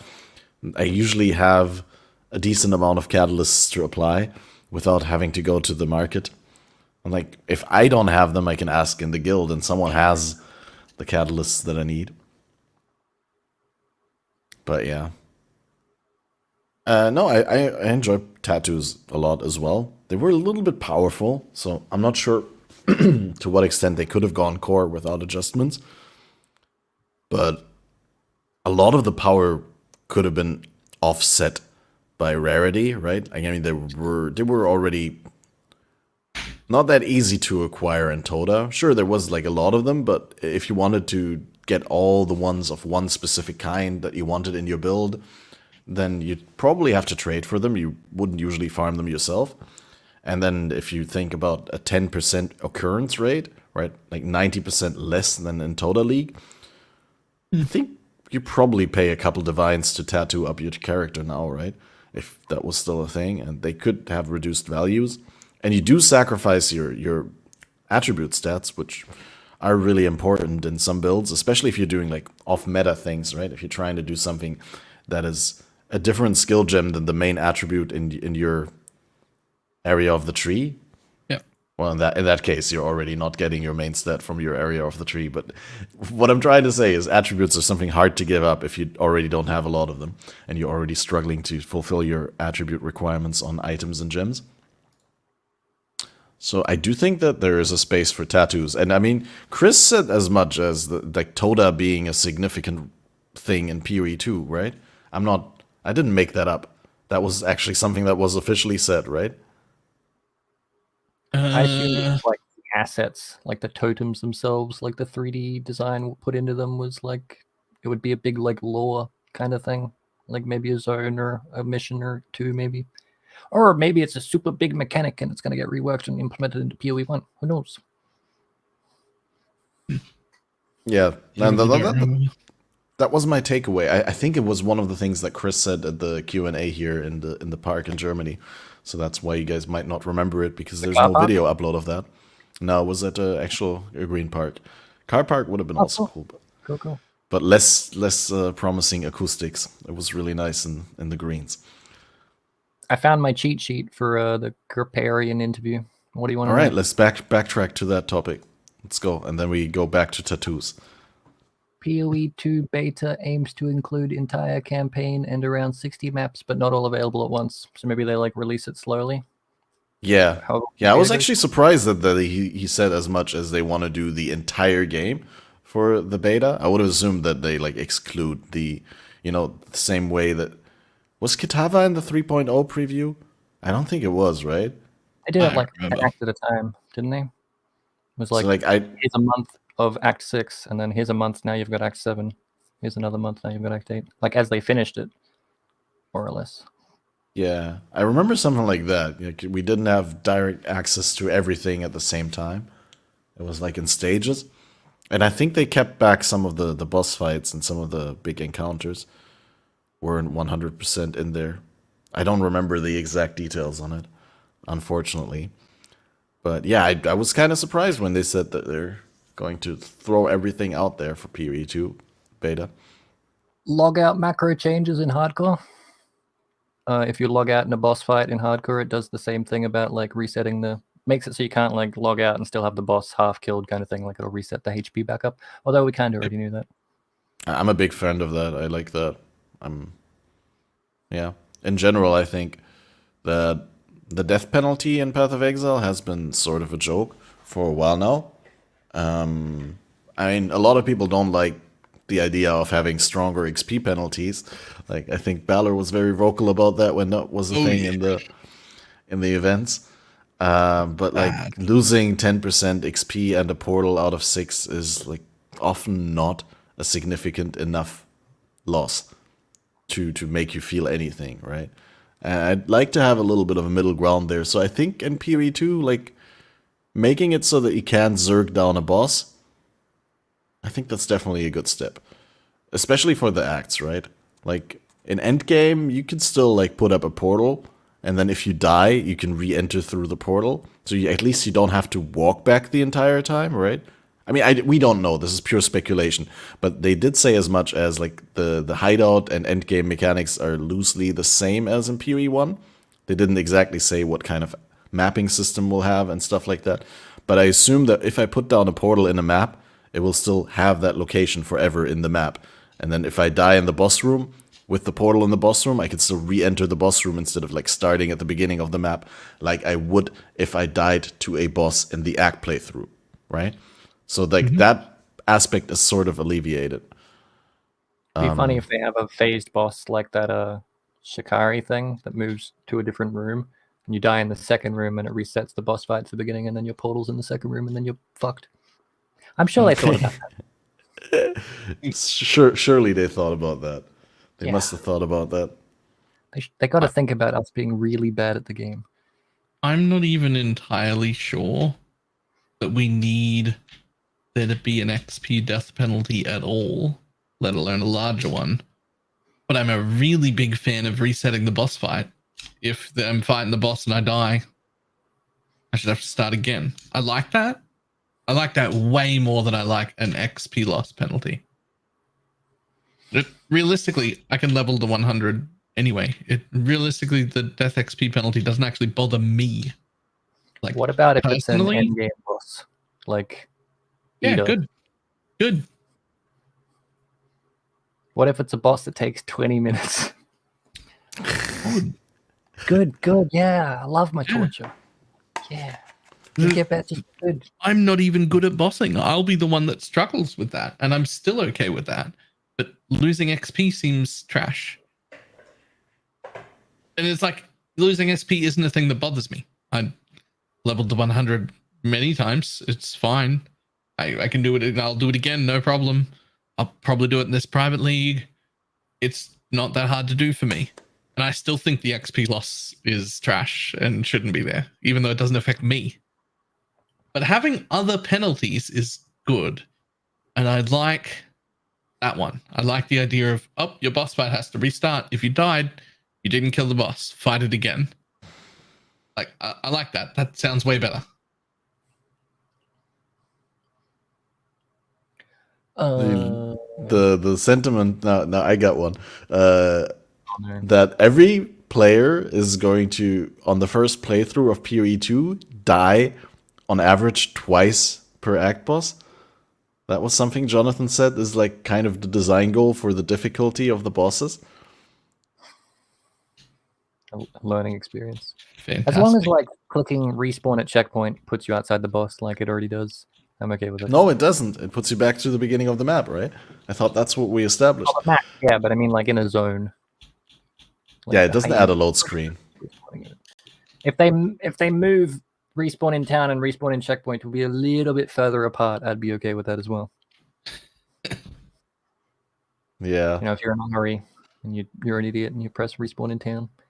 Oh yeah, I mean, I'm totally an Maybe idiot. they'll have a respawn at well button so I can get my flask charges.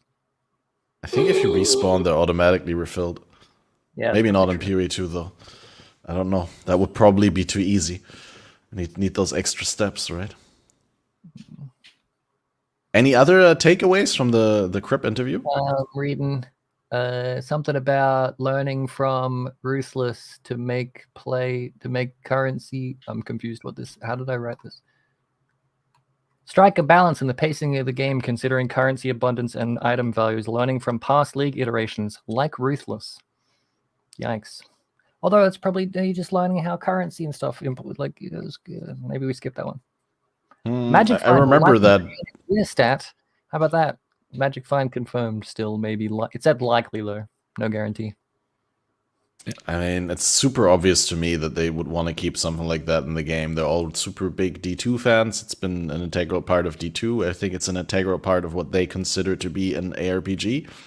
Like, they wouldn't consider a game an ARPG if it didn't have Magic Find. In some way, right? So, and I also kind of like the idea of being able to sacrifice a little bit of like speed, zoominess, defensive power, offensive power for getting a little bit more reward out of your stuff if you can handle the content that way. Magic Find is player agency. Oh my god, it was there all along. The player agency we've been looking for. Yeah, it is. It's crazy. People love that player agency stuff, especially this league. Path of Exile won leagues like Delve, Incursion, Breach, and Delirium among the favorites for potential integration to Path of Exile 2. I was disappointed when Crip asked Jonathan, because the way that Crip asked the question was that he said that Jonathan answered the question previously of which PoE 1 leagues are going to be in PoE 2, and Jonathan had answered with a very unsatisfying, depends on which leagues I like, right? And Crip was like, well, which leagues do you like, Jonathan? And then Jonathan like was mentioning the ones that you said, and I was very disappointed that Jonathan didn't mention Betrayal, because I was like, oh man, Betrayal is such a good league. Like, that needs to be in PoE 2 in some way or another. Oh, no, man, I love you. What? I really like the betrayal like cycle of like setting up safe houses and bosses. But from a lore point of view, I can't see how Betrayal will be around in PoE 2. Because yeah, they're the Immortal Syndicate, right? Like, so they haven't died, but PoE 2 is like 30 years after PoE 1. So you would think that there would be some changes between the Immortal Syndicate. It's good to get multiple points of views on things, which is why I'm here to tell you that Betrayal is shit.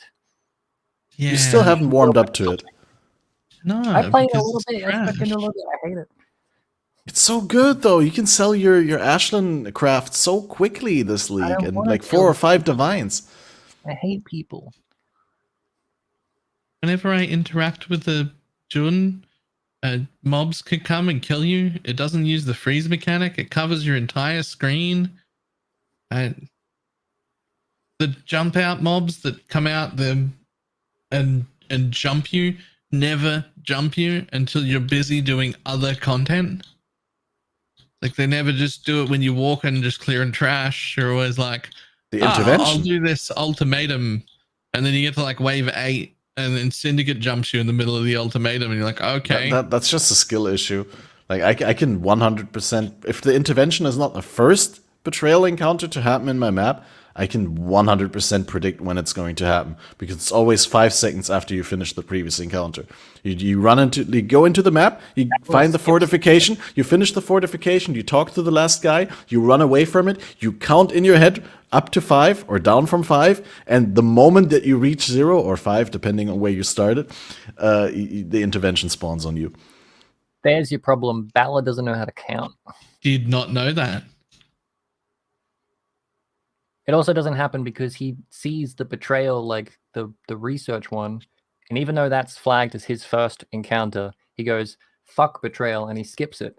And then the game goes, oh, I'm waiting for him to then it's... spring on him. If you don't do the encounters as you discover them, then it's a fair bit more unpredictable. Yeah, I'll give you that. But I like to do the research underground because there's so many rares in there, and it supercharges me with the headhunter. He's got a headhunter. No wonder he likes betrayal. It's just literally borrowed power. Because like one guy from my guild bought a headhunter, and then the next day decided to build an Arakali's Fang build, and is like, well, I don't need the headhunter for this one. It doesn't really do anything. It's like, Catmaster, you want to use it on your winter orb? Okay, great.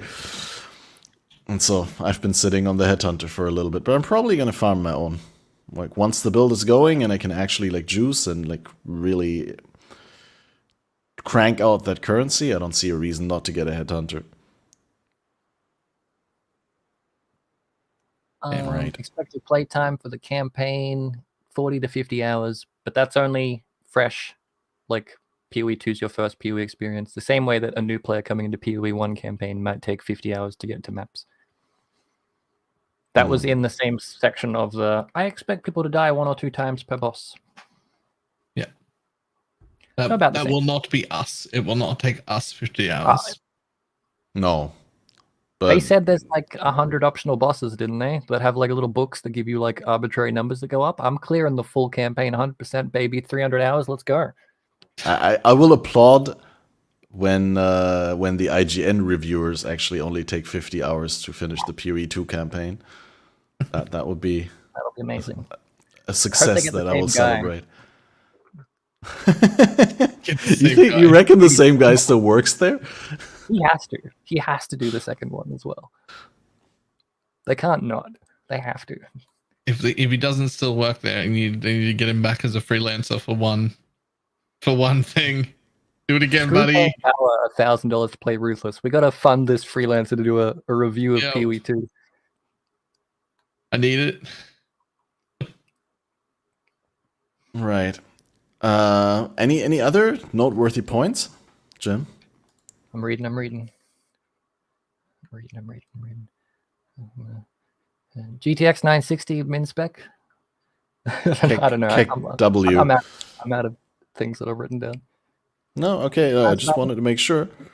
We already touched on the well. Yeah, I literally touched on the well in the game, and I liked it. Back to Toda in that case, then.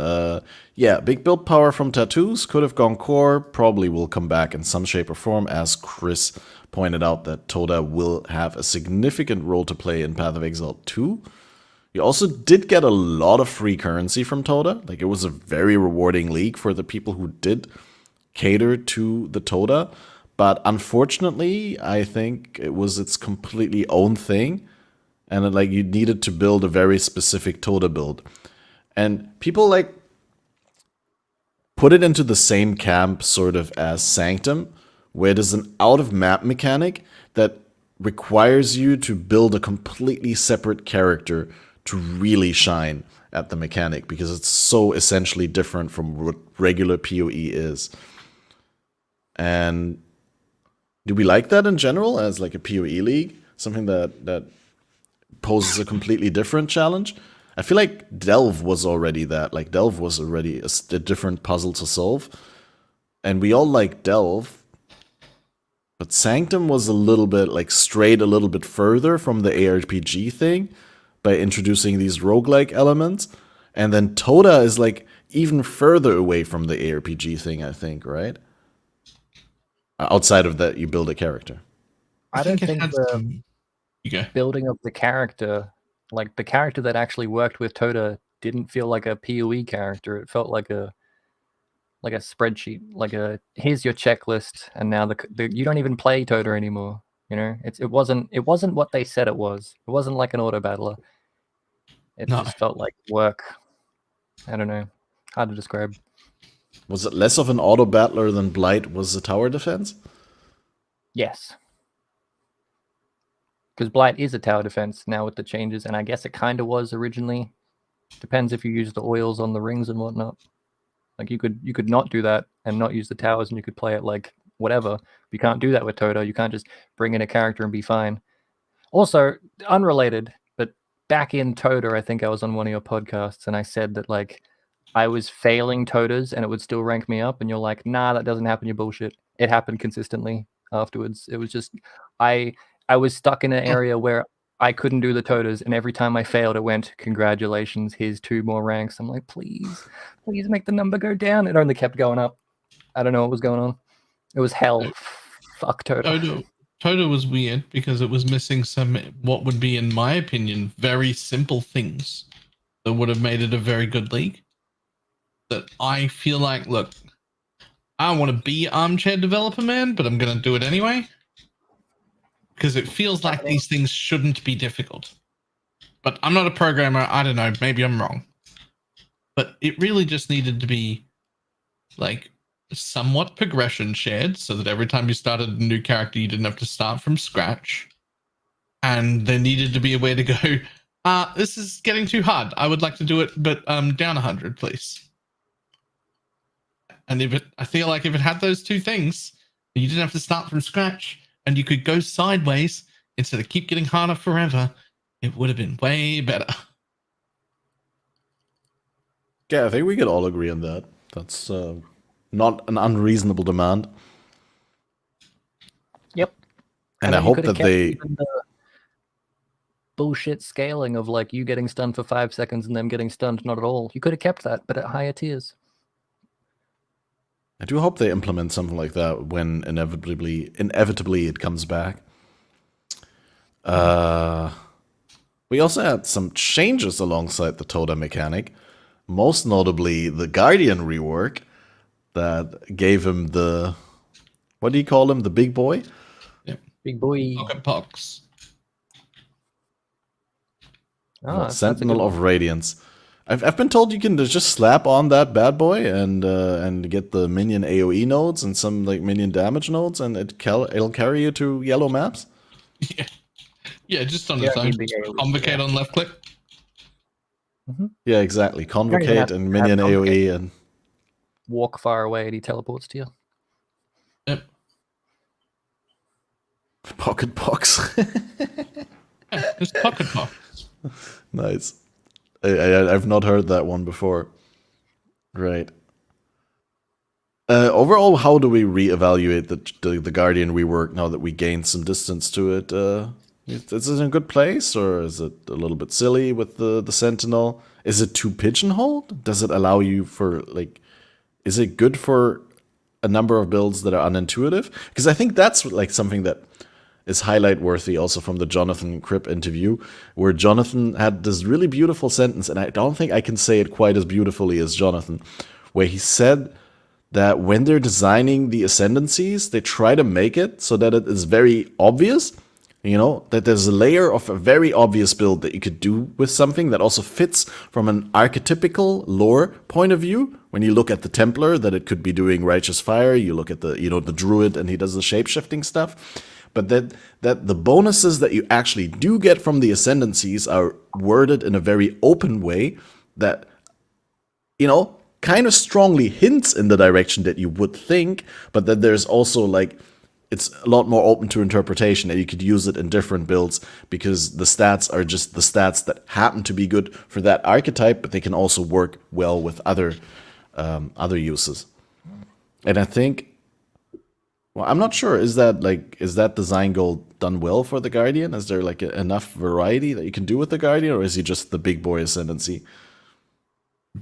The big boy is just like 2 nodes, like 1 node, right?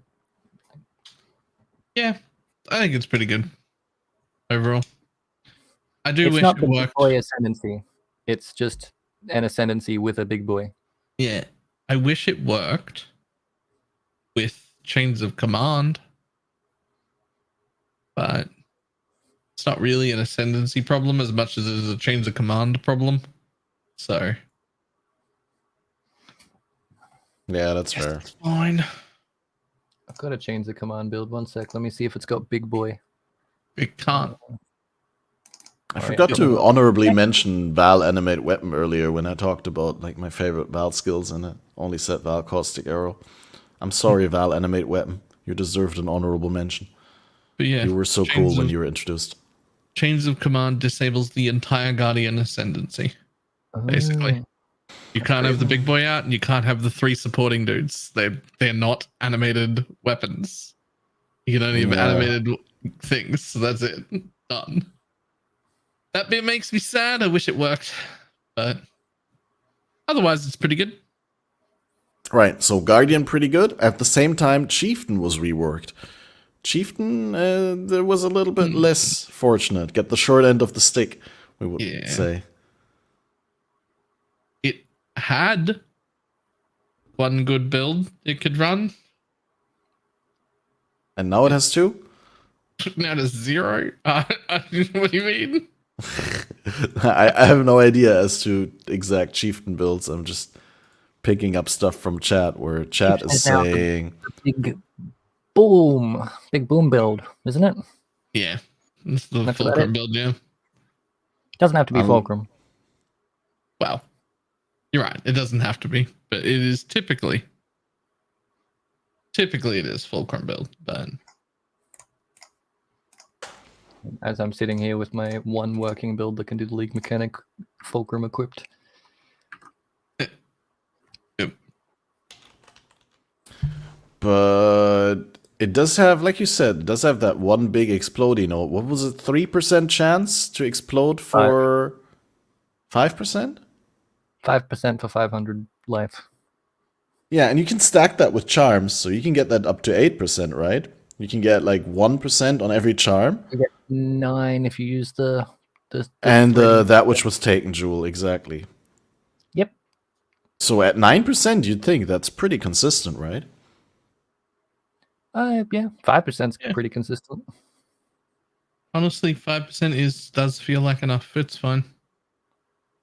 I thought it was not going to be enough. I was like, oh, 5%, that's going to be trash. Turns out it's actually fine. It depends on the pack size in your maps, I think. Probably not worth it during leveling and in your early whites, but as soon as you roll 8 mods, rare corrupted maps and all that. It matters the most that it's like 8 times the size of any of the explosions you can get that are like 20 or 30% chance. The explosion's huge, so you only need 1 to blow up.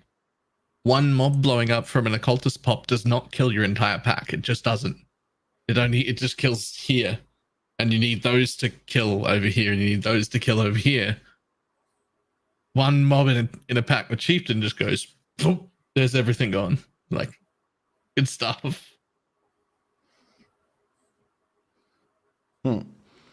Yeah, I'm actually curious how much these charms are.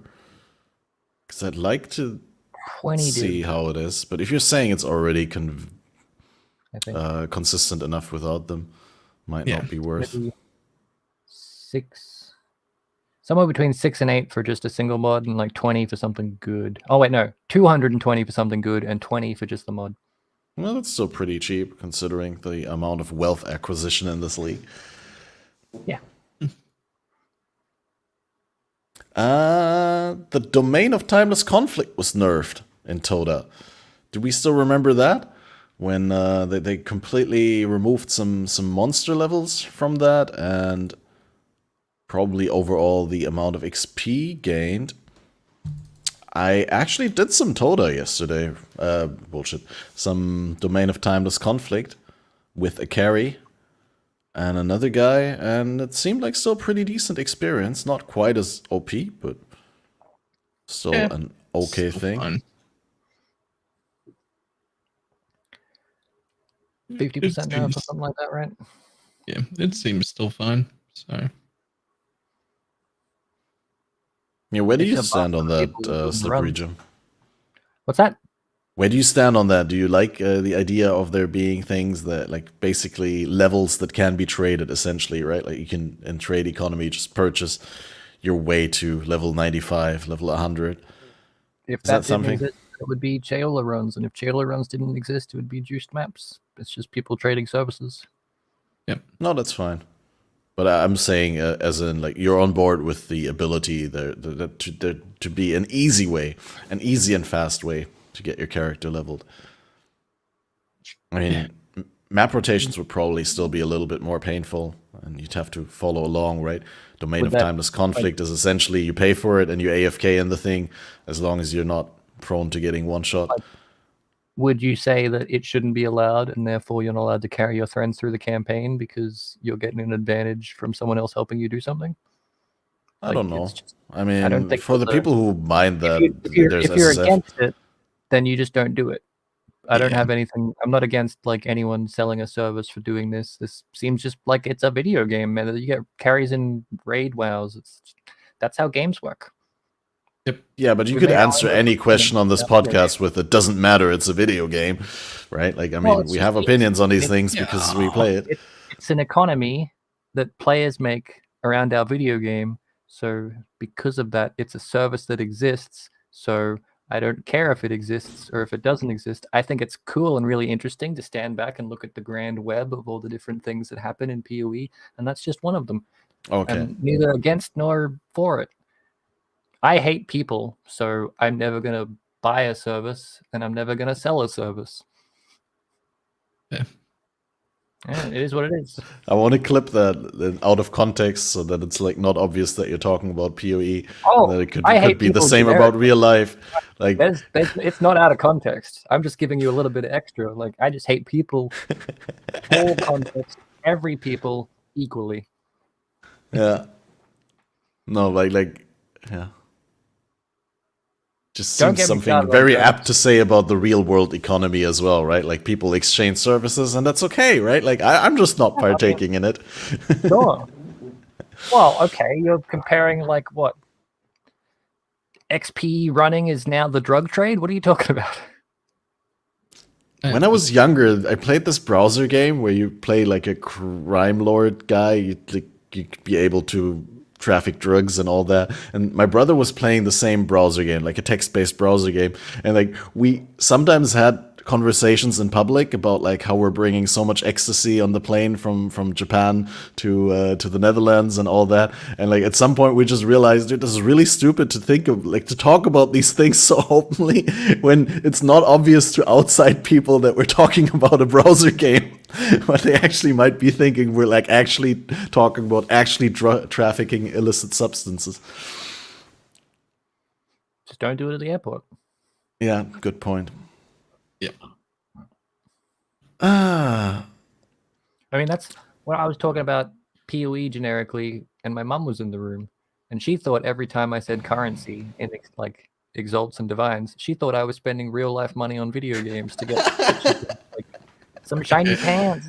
Dude, one of my Instagram friends, and like I have a lot of IRL people following my Instagram, and very, very few people who are like from my content following my Instagram. I mean, there's some, but like the most people from my Instagram are people I know in IRL. And like one of the girls from my Instagram following wrote me, and she was like, "I read something. You're doing a podcast about like investment strategies, and I was just curious, like what kind of stocks would you recommend me to invest in?" Like she completely didn't get that it was about in-game investment strategies. And that was so funny. No. I'll still have to explain to her that I'm not a stockbroker.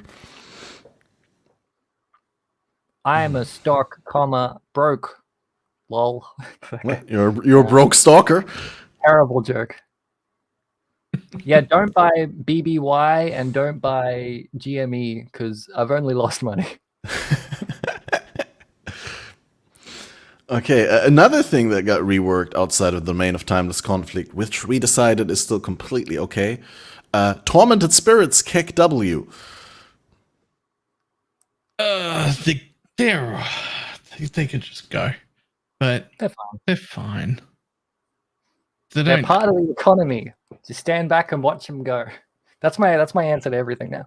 They don't. They're still only okay.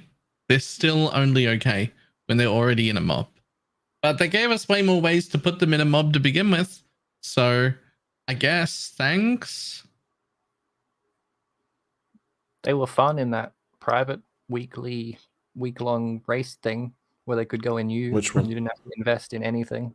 Oh, where the Yeah. Atlas passive keystone was already allocated in 1/5 of your areas.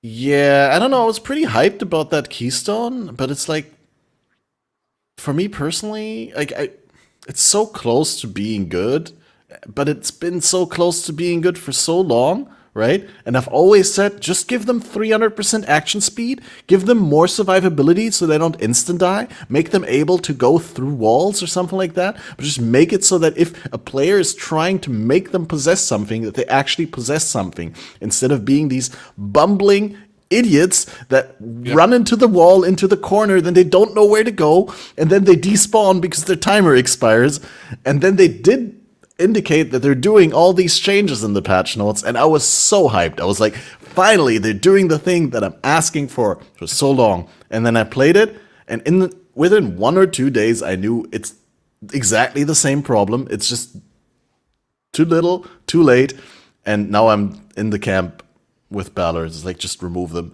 Just take them out of their misery. You need a keystone that just says, ghosts are aggressive, and it solves everything. And just go turbo. Yeah. Just need to make them aggressive. No keystone, just...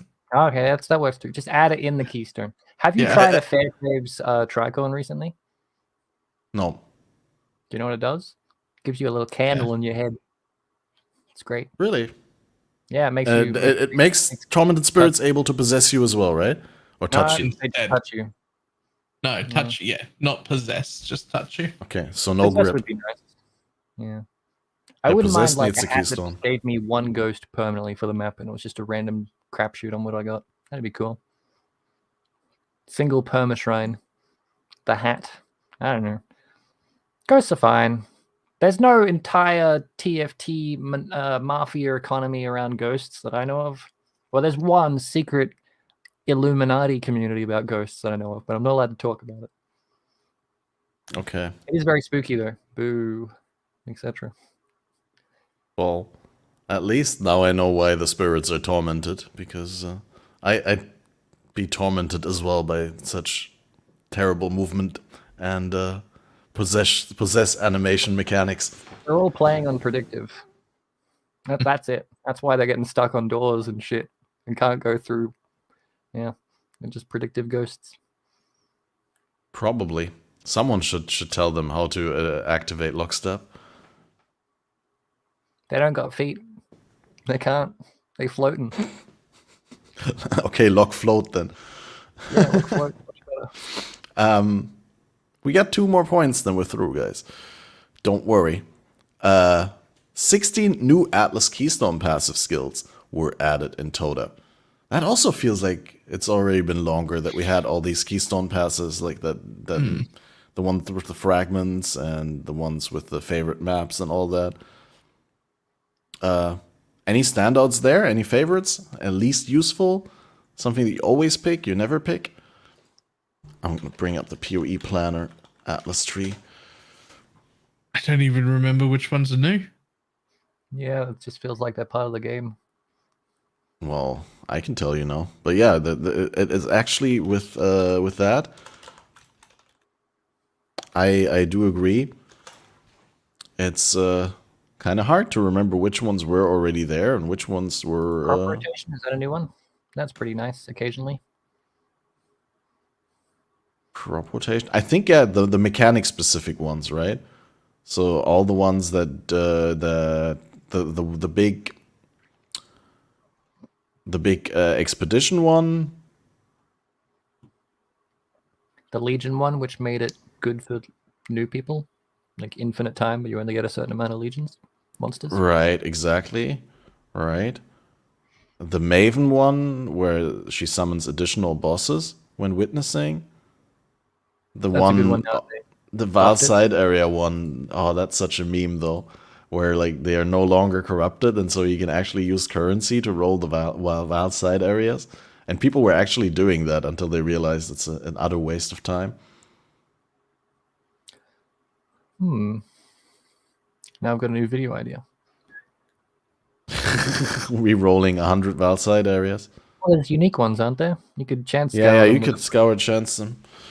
But from what I've heard, it's not very, very likely that you get them.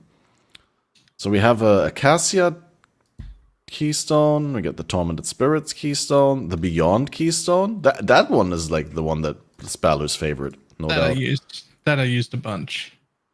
And will again. Especially because before it was added, that's something that you always said you wanted. is that they don't spawn bosses, but you just keep beyond mobs in your entire map, because the beyond ends when you spawn the boss, so you didn't want the boss. Yeah, that was definitely one of them. There was one with the favors at ritual altars in the maps costing between 90% less and 80% more. I'm not sure. Has that seen a lot of use? Not really. No. I don't think I've seen anyone use it. But the other one that makes you unable to re-roll favors at ritual altars, but in turn grants 100% more tribute. Yep, people use that after they've already deferred something. Like if you've already. Oh yeah, deferred exactly. They're more likely for it to be affordable. Yep. Okay, yeah, the Keystone Passage we talked about, the Legion encounter one we talked about. Delirium Fog never dissipates.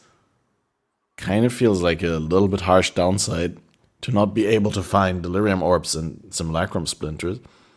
Like if you wanted permanent Delirium on your maps, you just use a Delirium Orb, right?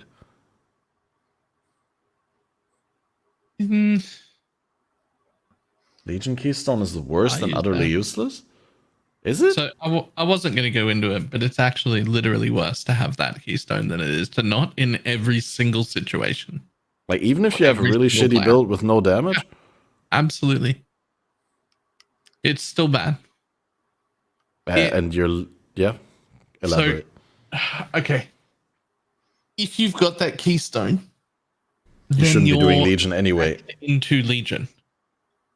And if you need that Keystone, you have no business being spec'd into Legion. You're hurting yourself in every situation. Yeah, that's a good point. So only in the Shifting Stones event. Used. Yeah. Yeah, good point. Oh, and chat is just pointing out something that I completely missed or forgot again.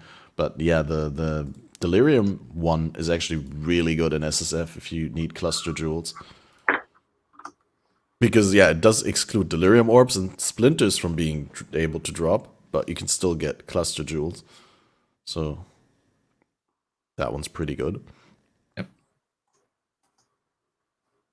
I've been using that one in the private league for exactly that. What are your thoughts on crop rotation? I've never tried it.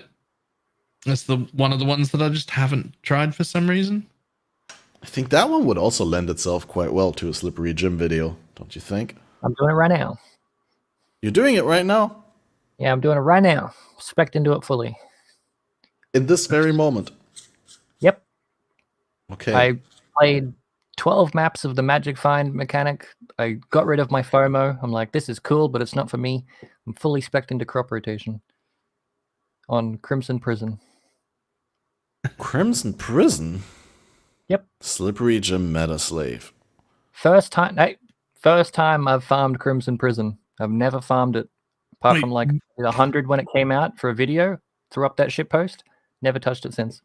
Funnily enough, no one else is in Crimson Prison this league, so you're still not being a meta slave at all. Exactly. I'm safe.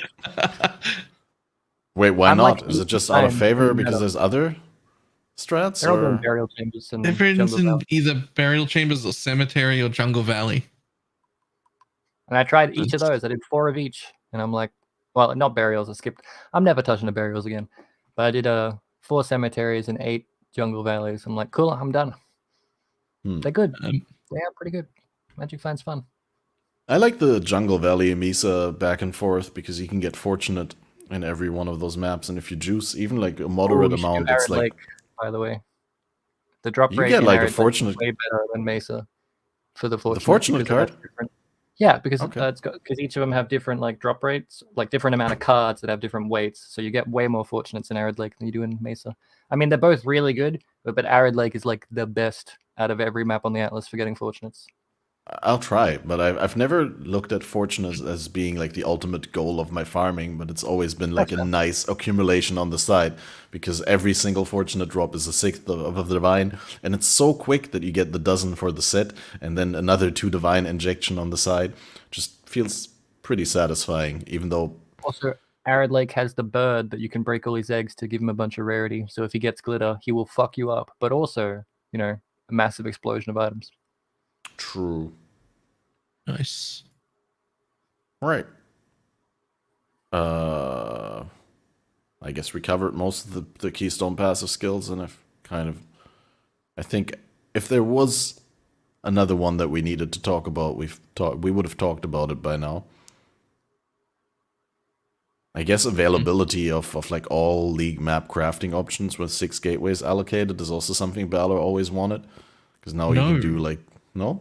Oh yeah, No. I remember you being firmly opposed to it because it like opposite. homogenizes the leagues.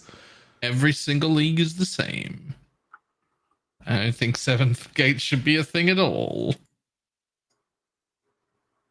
But it already is, so I guess.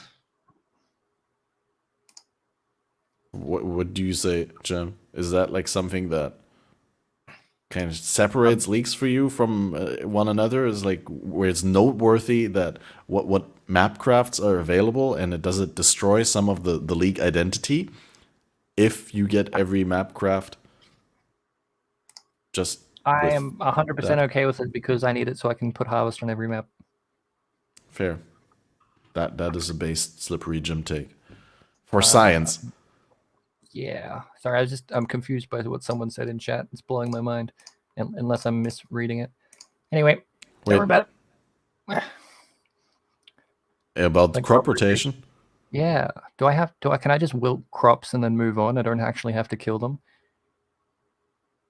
But what would be the point? Like, because you wilt the purple, like you wilt one and then it upgrades the other colors, right? But like everything starts at a low tier, like tier 0 or whatever. And you kill like purples to upgrade yellows. Well, I thought you had to kill them, but can I just pick them and then I don't have to kill them and I could just move on? Yep. If I've been doing this the slow way, like, I don't know. I'll figure it out. That sounds right. Blowing my mind. Jim plays inefficiently? Oh my god, who could have figured that out? Yeah, my worldview is shattered. I won't be able to sleep tonight. I won't. 24-hour stream, right? Yeah, exactly. 24-hour recap stream. No, I mean like you click the one you want to do, and it wilts the other one, and then you click it again to summon it, right? Or do you have to click it again? I'm confused. Fuck it. I'm doing a map right now. 1 sec. I'll answer my own question. Sure. And then you can interject it after we've talked about the noteworthy uniques from Toda. And I have 2 written down here, and one of them is Rakiata's Dance, which is an engraved great sword. Well, I can't speak. It treats enemy monster elemental resistance values as inverted, which is pretty huge because it also has a big chunk of elemental flat damage. And I believe this is commonly used for chains of command builds, because you give it to your animated guardian and then summon copies of this sword, which pretty formidable minion. And then also you could use it on the trap skill, right? The blade trap. Build as well, I think. Yep. What did you say? Excuse me? Is there a Flicker Strike build with it? Yes. Flicker Strike with it. Mm-hmm. That's interesting. Yeah, I could totally see that work for Flicker Strike. It doesn't have any charge interactions or anything, but solid base damage and attack speed. Plus, I mean, the is it? Yeah, the LE damage, the resist value is inverted is just really, really good. Especially because it's consistent. Unlike the Mastery, that treats monster elemental resist as inverted in 25% of the cases. This is just like all the time. So you can really reliably build around it also. And you like don't pick any resist reduction, I guess. Just penetration. Is there a way to buff enemy elemental resistance? Yep. Elemental equilibrium? No? Not anymore, though. That applies exposure now, right? Or does it also raise resistance to other ones? Is it just exposure? Hang on, I'm checking. But yeah, that used to be like a really unique mechanic back in the day in Path of Exile, that you were able to give enemies resist with equilibrium. And I mean, now in the context of inverted, I also think it makes perfect sense that it's not in the game anymore. But for a long time, I was like wondering why they're changing this to make it like, instead of the interesting node that it used to be, to just apply exposure. That was a very boring change to me personally at the time, but it does make sense. Hmm.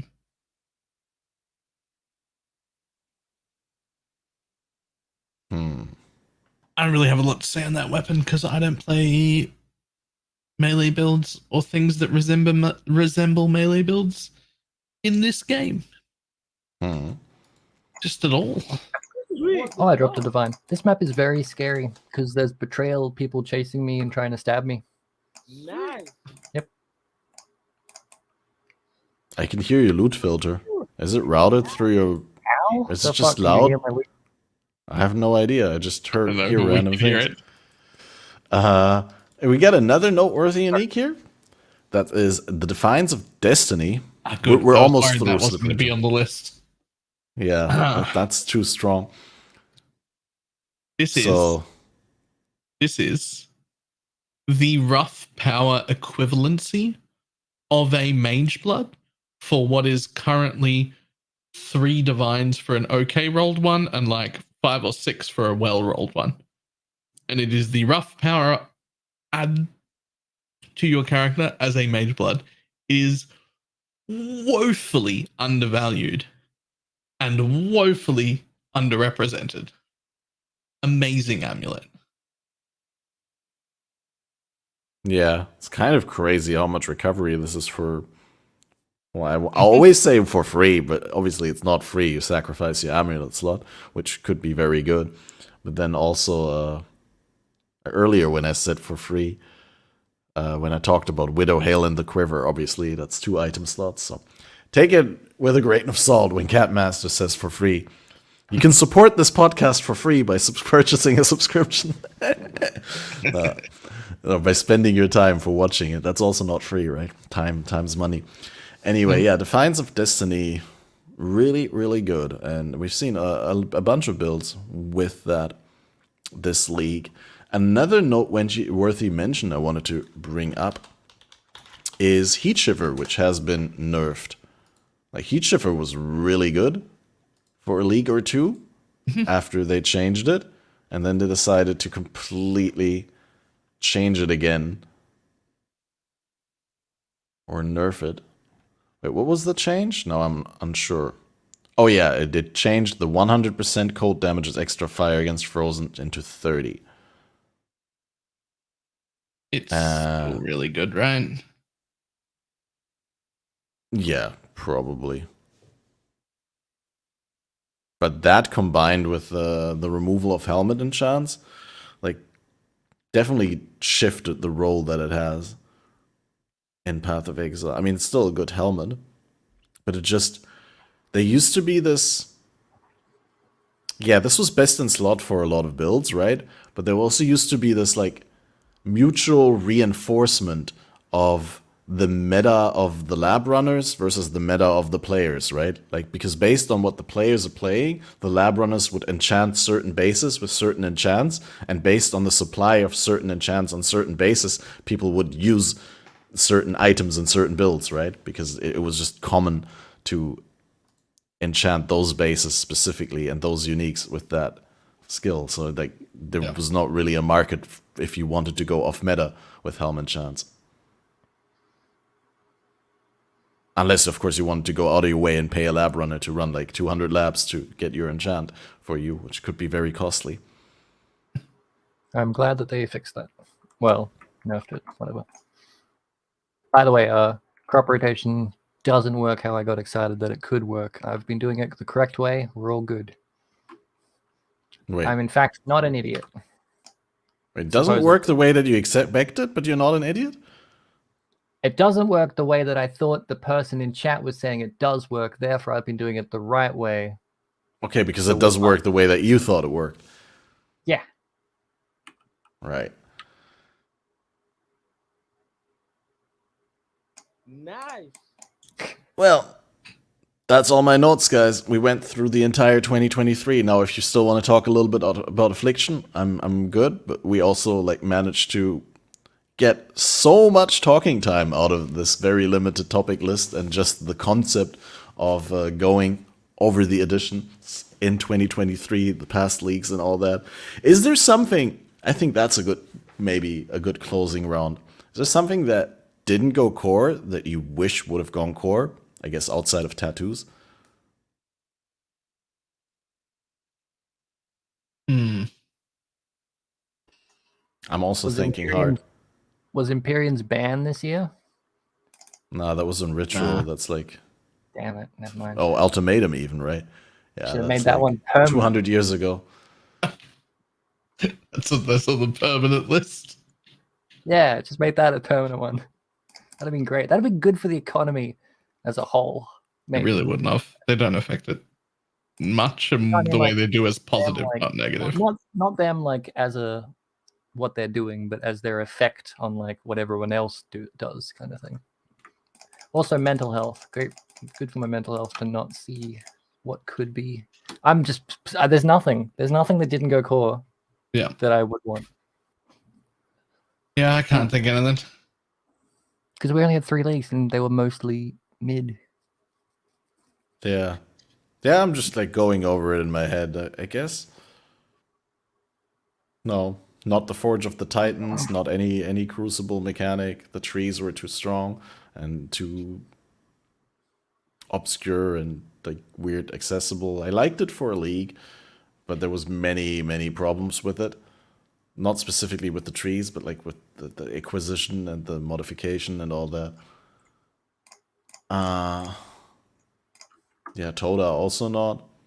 I think tattoos is like still the biggest point on that list, where it's like, yeah, it would have been cool to have some tattoos, maybe a little bit less strength, less accessibility, but any sort of way that you can modify your passive tree in Path of Exile is really cool.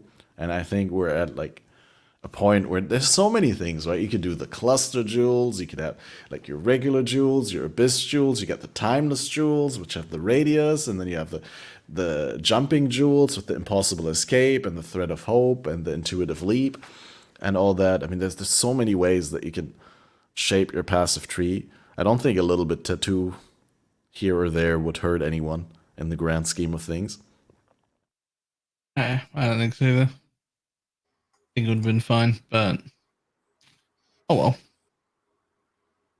Recombinator was last year? Recombinator was the year before that. Recombinator was Sentinel. Yeah. Sentinel was 3.18, and that was the league before Lake of Calandra, if I'm not mistaken. So we had Sentinels this year only in the 1 week event. And that was tainted by the fact that we had the huge XP penalty, which many people did not like. And therefore, the drop-off was huge after level 95. Like, I played for like 5 minutes and did like 2 maps, and I gained like 200 ranks after 95 because everyone hit 95 and quit the league. And like no one on the ladder was above 95, pretty much. That was funny. Yeah. All right. Good. Thanks for doing this with me. This was a great recap, and I almost feel a little bit guilty that Slippery Jim didn't get to talk about his hot takes regarding Affliction too much. You can if you want. We got another 22 and a half hours, 21 and a half hours. No. We're over time. Balor wants to play Torchlight. No, I want to go to sleep. It's 1:30 in the morning. What do you mean? True. My bedtime was 2 hours ago. I'm an old man. Fair enough. Well, but you got to train a little bit, right? Tomorrow is New Year's Eve. You gonna do a 24-hour stream then? No. I go watch the fireworks. There have been no 24-hour streams in my future. That sounded borderline insulted. No. No, I don't even want people to get that idea. Like, I thoroughly reject the idea of any 24-hour stream. Yeah, that's not a thing. That's not happening. We're not doing that. I might try and do a long one tomorrow, but like I don't know. I'm not sure. I might also just hang out with friends. Remember, I also work like a job in real life. True. That I have to get up for and leave and go to. I'm gonna have one of those this coming year as well. Cringe. Yeah, absolutely. It is horrible. So, Slippery Jim, any hot takes on the way out? What are you doing next?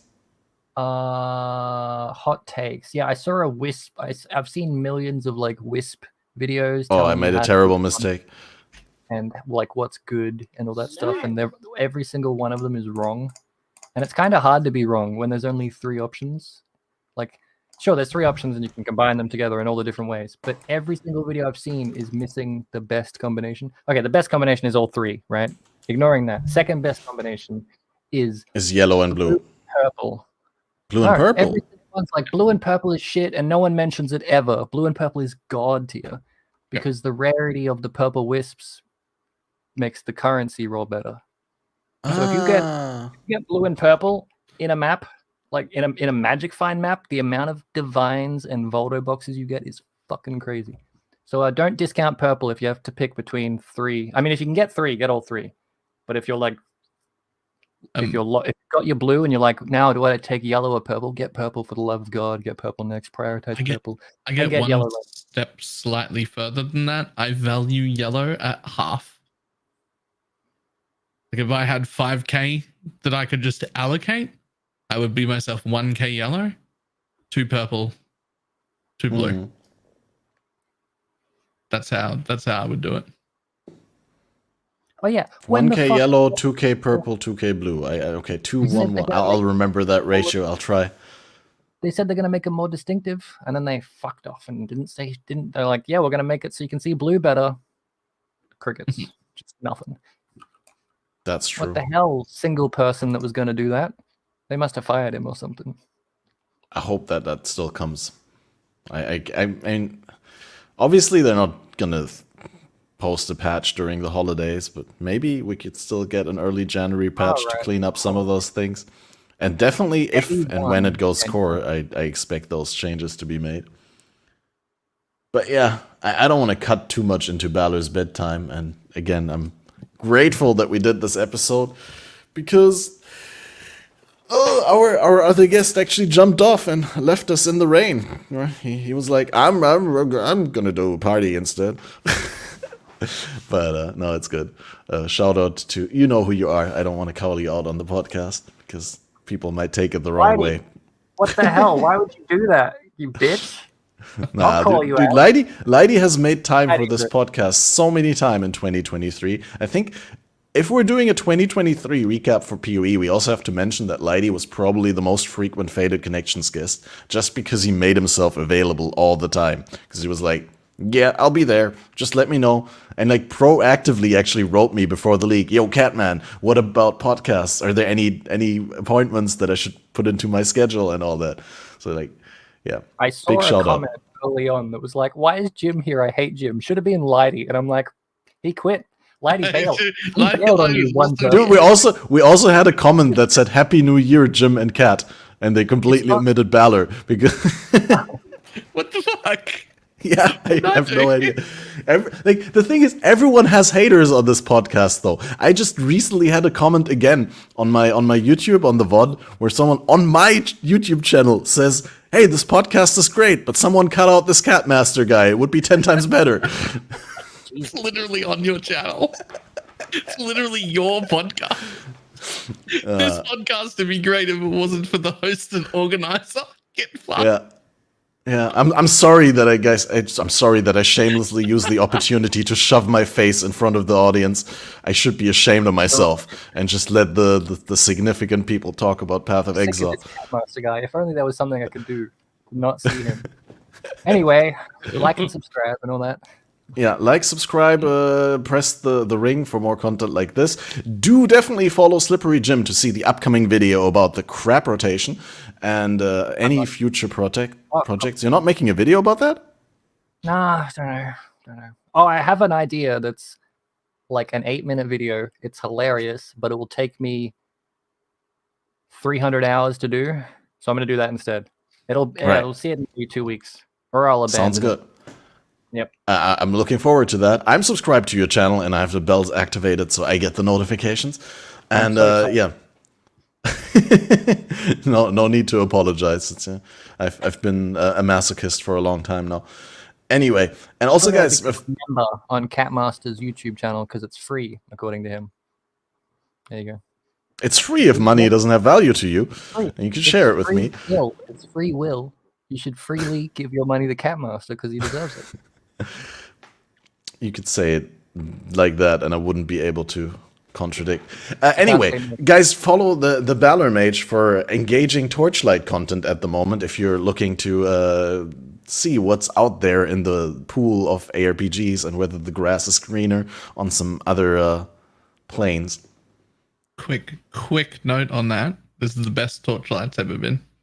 This is actually the best season that they've done. So you're going to play an entire week? I'm probably going to start splitting my time. I've played 300 hours before this season, but this is the first time they've ever sponsored me. So I've got, it's supposed to be 3 2-hour streams, but it's me. So it's becoming 3 12-hour streams because that's who I am as a person. But after that, I'm probably going to split my time for a few weeks. Do like 8 hours of POE and 4 hours of Torchlight. Like, it's pretty good. It's pretty good. It does seem like a cool game. I've always wanted to delve a little bit into it. It does have a little bit more poppy, like less gritty and dark aesthetic than PoE, but it's a little bit more mass appealing and a little bit more colorful. But at the same time, it looks incredibly smooth and has like some interesting systems and build stuff that I'd be willing to experiment with. But not this early during such a good PoE league. I'm still going to play January and then see whether we can do some other games in February, I think. Regardless, we've been trying to end this podcast for the past 15 minutes and we're not getting any closer, so we're just going to press the button, guys. Again, follow these beautiful guys. Thank you for coming onto the podcast. Thanks for watching. Thanks for... Oh, yeah, that's also going to come out next year. We're going to have to probably make an entire episode or two around that. Okay, you wrap it up. Slippery Jim trying to derail it. If we're doing that, I need to book a guest specifically. Can I come? No way, that's a terrible idea. If you play it, good guest specifically. Yeah. I mean, we got good relations to the Maxwell guys, right? We could get Tuna. We could get. No, I got someone. It's fine. It's covered. Anyway, one of the stars is see-through. What? Yeah, the green. Oh yeah. Yeah, that's cool. Green, so it gets green screened out. I love it. You should put like something just behind there on the thing, so you can like a little Waldo underneath the table. Not really behind me, you special person. On the background, you moron, a Waldo. Of course, if that was real and there was a Waldo on your table, it wouldn't show it because it's a background. I'm not an idiot. Put a Waldo behind the table on the background so that occasionally when you move. I'm not a complete moron. Oh, well, I was worried. I was worried that you were. Okay, thank you. Yeah, you always do a very good job leaving us in the dark about that specific aspect, Jim. You're always teasing just enough for reasonable doubt. Perfect, because when I am a moron, people think I'm kidding. Anyway, guys, once again, subscribe, follow to these beautiful broadcasters, and see you for the next... Oh, the next episode. There's a next episode. Badger's Private League is coming up on the 3rd of January, on Wednesday, the upcoming Wednesday, same time as today, 1 p.m. GMT. We got Lilylicious from the BPL organization team and Salty Dane casual German, well, not casual, very, very in-depth BPL enjoyer who is probably going to share a lot of the love for the BPL. And this time we managed to organize it just before the BPL sign up, so we get to hype up the league and then tell people to sign up for BPL. And Balor is going to play BPL this time around as well, I heard.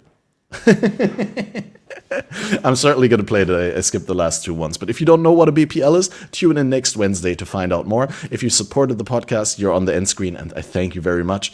And we'll see you bright and early in the new year. Have a wonderful transition into 2024. And don't look back on failures of the past. Just look forward, learn from your mistakes, positive energy, power through. 2024 is the year. And we're going to be here for Path of Exile because PoE 2 is going to come out. And we're all happy to click the well 20 times per day. I know a lot of people want to send blankets or water. Just send your cash.